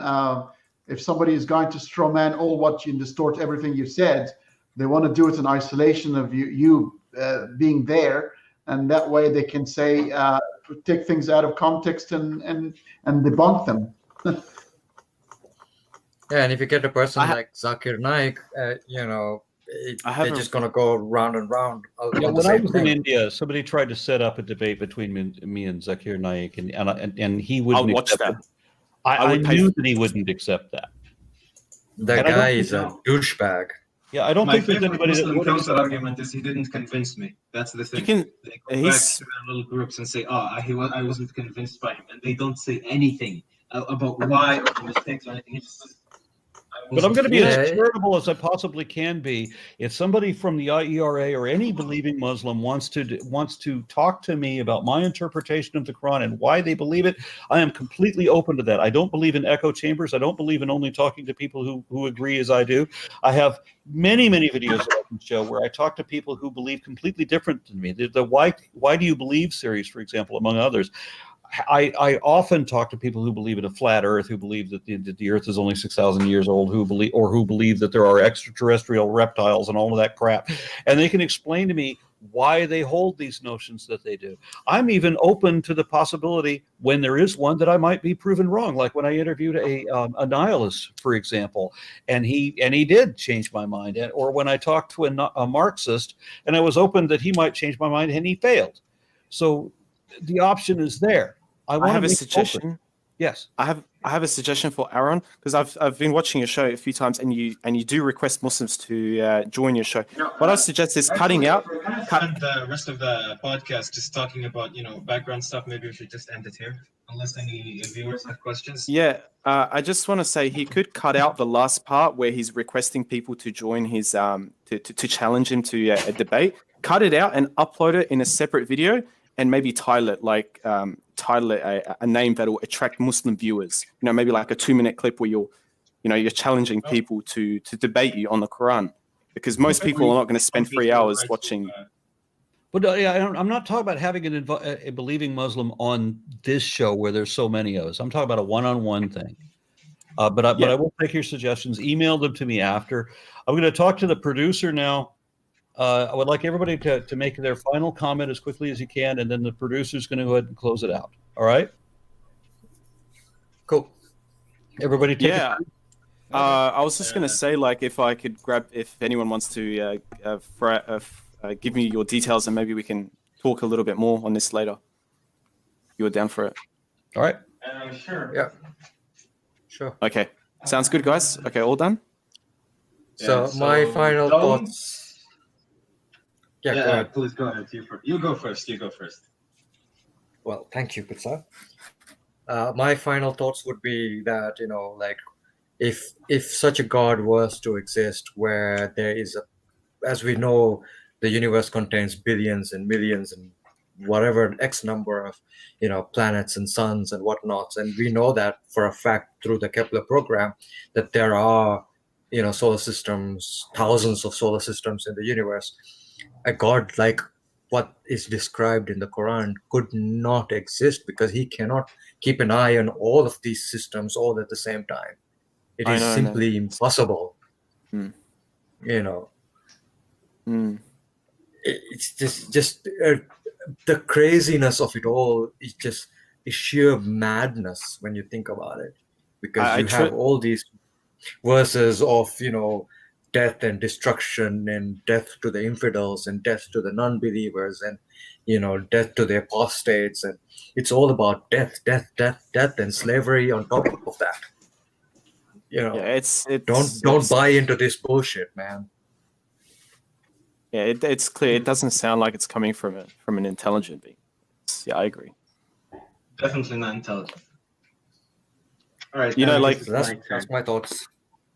Yeah, the more I talk about it, the more just the fear of hell just starts to wash away, and it'll take some time. But yeah, I give it time. Yeah, we're all here for you. Sweet. I'll just finish with a couple of things, guys, before I go. I haven't gone to bed yet. It's a sunrise now, and look, to me, the idea of I've been studying this for 35 years now, and to me, the illogical inconsistency of God, the 3 laws of logic, excluded middle, law of identity, and law of non-contradiction. This God, in every single turn, shows inconsistency and contradiction in the identity. He is the ultimate married bachelor that can not just doesn't exist, cannot exist. And therefore, just by logical grounds, I reject the notion of God. But even when we try to see it in the empirical world, there's still no sign of it. So intellectually and empirically, this God, unless this God does not want to be seen or shown or known to humanity, therefore this God to me is as good as a one that does not exist. A one that is super powerful but does not want you to know him. He is therefore is just as useless as one that doesn't exist. So either way, it doesn't exist for me. And for Adam, I'll send you an email. I think there's an email that we've been exchanging. I'll send you my details, and I'm happy to speak with you, mate. All right, thank you. Yeah. Does anybody else want to say something? All right. I think my final statement should be is best put in the context about a question somebody asked earlier, where they said, like, if you were a Mormon type personal God, what would you say to your people? And how I would put it is, I just come down from the heavens, all glowing light, trumpets, the usual shit. And I'd say very few, very simple words. It's not gay if he looks like a woman. All right, thank you all. Have a nice day. We'll see you all next time. That's a good one, Carl. Bogey, do you have anything left? I'm good. I said my piece. Yeah, much again, Bogey, much appreciated for the work that you put into this and the show that you've made this out to be. Couldn't do it without you, and I thank you very much. You're welcome. All right, so I'm going to talk to the producer. Let's go ahead and close this up. We'll do it again on November 8th. If you are a believing Muslim, please contact me, and we'll do a private show with you if you think that's what you need to do. Don't make videos about me. Talk to me. Okay.